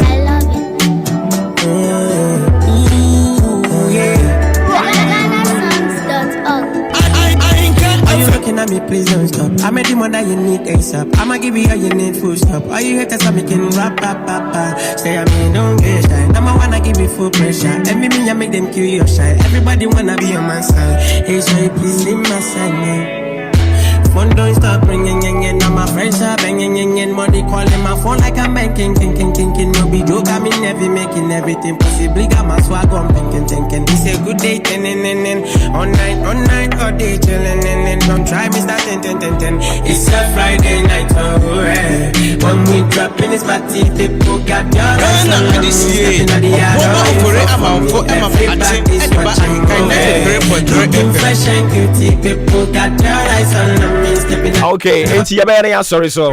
But ene no my imagine say me hye me ho so me nkan National Cathedral asem ene.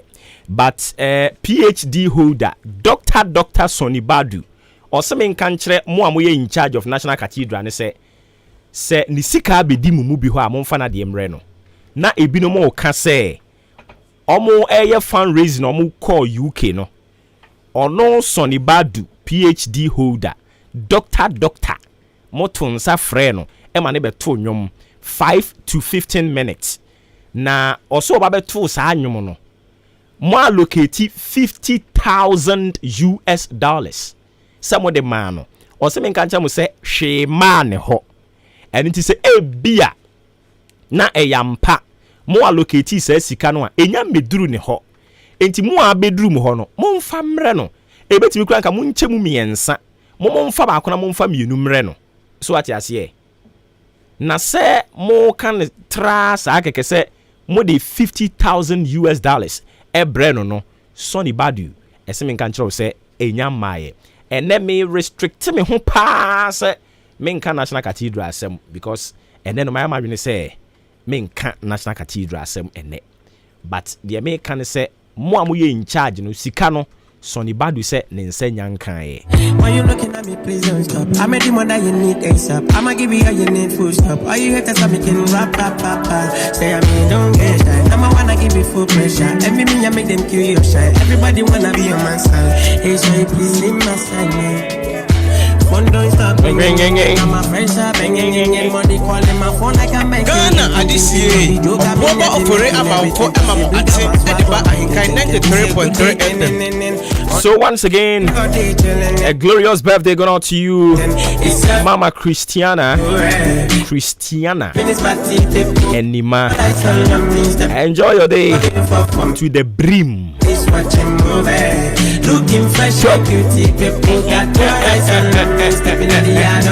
Mami Faster than Komodi and can Kwame Yaboa, being the executive producer for the show. Adwuma Hine Kofi Mensah Kobe K, Kwame Asante, Billy Man, offer me all Boba Ofuri Amanfo. Baby, I'm there doing it. Message Dada Damwas. Boba Damwas. Ghana Adisiye. Adwuma ofore amanfo emamo ate ediba Ahenkan 93.3 FM.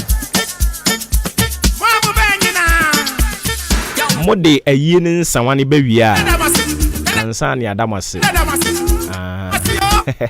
Nyangopo ya Adwuma Friday ebekwa kodi 1 week no enti yedi 1 week ni wi ada ye de ayi ne be hye no so ma be ka kire mo na afi ya hye asese ye jeje ho ayi no ansa na me de ho aseda de aba enti mu amadwen adwen pa se mo be ye no me damase in advance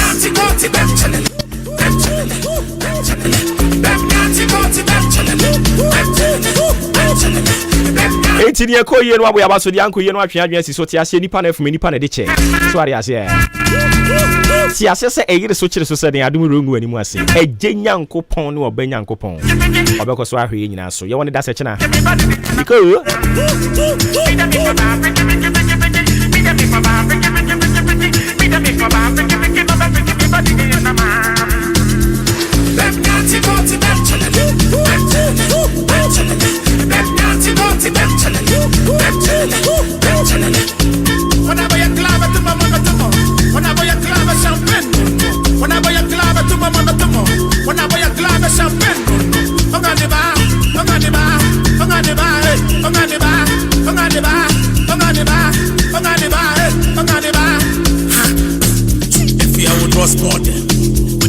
in the mommy one.